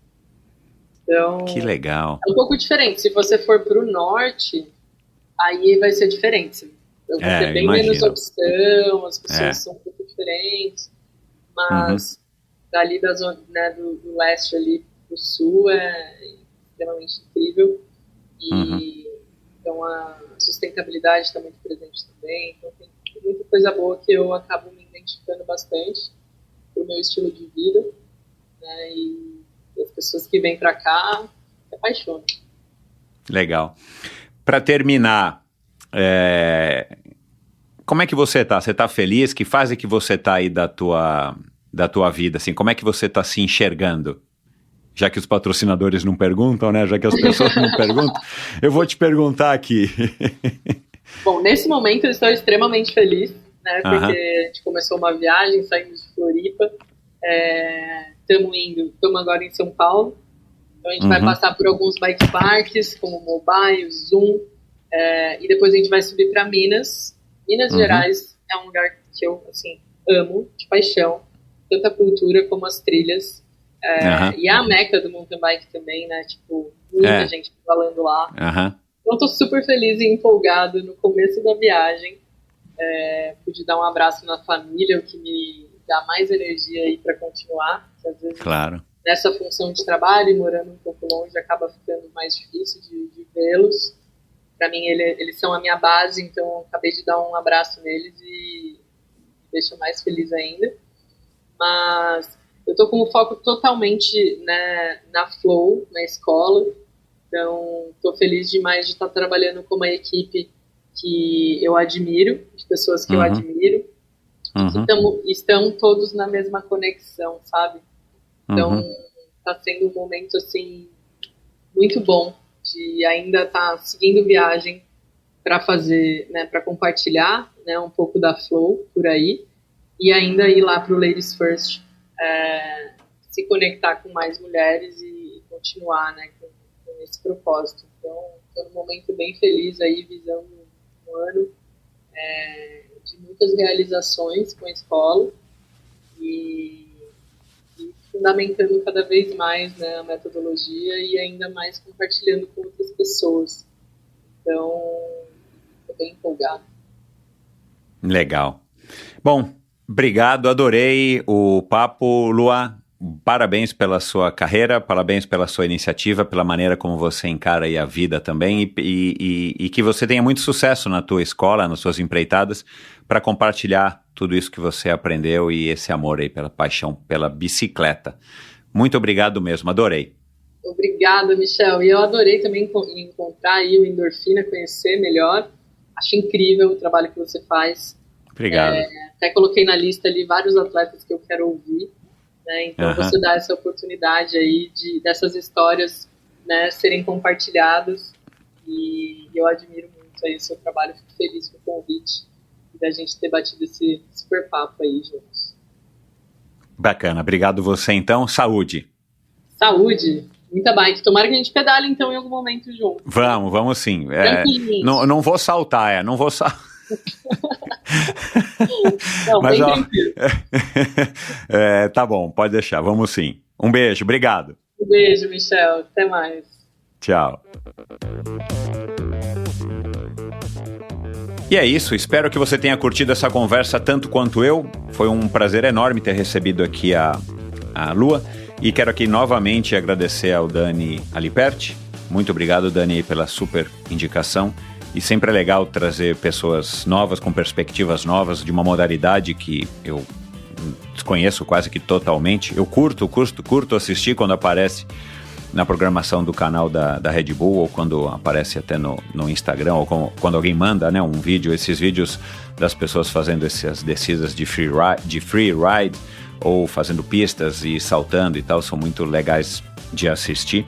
E aqui a gente falou, né, de algumas pessoas, aliás eu quero lembrar aqui de algumas mulheres que também não foram mencionadas, mas eu lembrei ao longo da nossa conversa, que estão trabalhando e estão representando de uma maneira muito nobre, muito legal o ciclismo feminino e trabalhando, né, e se empenhando, colocando seu esforço pessoal para que as mulheres e mais mulheres pedalem, como a Gisele Gasparotto, como a Helena Coelho, com mulheres de gravel, né? A Gisele Gasparotto com a Lulu 5, aliás, fazendo um trabalho magnífico. A Marisa Araújo, lá de Minas, que também aí reúne e incentiva diversas mulheres a estarem ingressando no mountain bike, ela que agora está se especializando aí também no enduro, na e-bike. Então são pessoas que já passaram por aqui e que trabalham como a Lua para fazer o ciclismo feminino. Aliás, a Carol Rombauer, né? Eu não posso esquecer, a mulher do Dani Liperti já passou por aqui, a Carol Rombauer já passou por aqui também, a mãe da Laura, né, que está se formando aí, professora, instrutora, junto com a Lua. A Carol também trabalha aí para disseminação do ciclismo feminino e, claro, a Renata Falzoni, né, de uma maneira aí também bem pioneira, não somente das mulheres, mas de estar propagando o ciclismo, mas ela sendo uma mulher e advogada aí da vida sobre duas rodas, do esporte e da mobilidade, ela também trabalha bastante aí para estar ajudando a colocar as mulheres no lugar onde elas merecem estar. E a Carol Maier, que é uma mulher, e essa aqui a Lua citou aí, que já passou por aqui, mergulhadora em apneia, recordista aí com diversas marcas. Eu vou lembrar aqui de uma delas, né? Mais de 6 minutos ela ficou em apneia numa piscina. Tem um vídeo dela no YouTube muito legal. Tem também no post do episódio com ela. Vai lá no meu site, digita Carol com K. Só precisa digitar Carol. A hora que você vai lá em episódios, clica em episódios, na abinha de episódios, vai aparecer ali um menuzinho, aí você clica lá no primeiro e digita Carol, você vai ouvir o episódio com a Carol Maier, muito legal, e você vai ter lá no post desse episódio com a Carol um link para esse vídeo dos 6 minutos em apneia dela, ela que também é instrutora aí de yoga e depois se tornou uma super ciclista aí com diversas participações em Brasil Ride, em provas como o Letap, como o Giro da Itália, que eu encontrei ela por acaso. Então, uma pessoa muito legal, não sabia que elas se conheciam, ela e a Luana. Aí a Priscila Estevô, né, que é atleta de BMX até hoje, olímpica, e que passou por aqui há quase que um pouquinho mais de um ano atrás, em 2022. Então, digita aí também Priscila, se você quiser ouvir um episódio com uma BMX aí de primeira, uma BMXer, uma piloto de BMX, me enrolei aqui na hora de falar, que de primeira grandeza que o Brasil tem. Então são essas as pessoas que já passaram por aqui e outras que a gente citou aqui, né? O Bruno Fratos, Abílio Diniz, quem mais? Enfim, você encontra esse e todos os episódios do Endorfina em quase 6 anos de podcast, né, que o Endorfina foi criado. Você encontra aqui mesmo onde você está ouvindo esse podcast. Se você estiver ouvindo ele num agregador, clica lá agora no botãozinho de mais, de seguir, de assinar. Você vai estar ajudando a mim e a outras pessoas que podem curtir histórias como essa aqui da Lua. E se você está ouvindo através do site, recomende, compartilhe, assine a newsletter lá no meu site. Você assina a newsletter, lá você tem acesso ao meu canal no YouTube com todas as entrevistas agora, com todos os convidados em formato ou estático, de imagem estática, né, numa época que não tinha vídeo, ou já sim no formato de vídeo pro YouTube, específico pro YouTube. E lá você tem, claro, um acesso pro meu Instagram, EndorfinaBR, a minha conta. Siga o Endorfina lá também, entre em contato comigo. A melhor maneira de você estar conhecendo um pouquinho mais a respeito dos convidados, vendo fotos interessantes que eu uso para divulgar os episódios. E lá você pode interagir comigo, a maneira que eu adoro e onde a maioria dos ouvintes entra em contato comigo. Então esse é o meu perfil, EndorfinaBR. E é isso, muito obrigado pela sua audiência. Até o próximo episódio do Endorfina, com mais um convidado, com mais uma história, com mais uma perspectiva incrível para trazer um pouquinho mais de inspiração para a nossa vida. E esse é o objetivo do Endorfina. Um abraço e até a próxima. Valeu! Obrigado por ouvir esse episódio do Endorfina. Acesse o endorfinabr.com, vá no post do episódio de hoje para conhecer um pouco mais sobre o meu convidado e alguns assuntos abordados em nossa conversa. Lá você ainda encontra todos os episódios do Endorfina. Siga o Endorfina BR no Instagram e confira imagens inéditas e inusitadas dos meus convidados. Participe enviando comentários e sugestões. Se você curtiu, colabore assinando o Endorfina no seu agregador de podcasts preferido e compartilhando com seus amigos.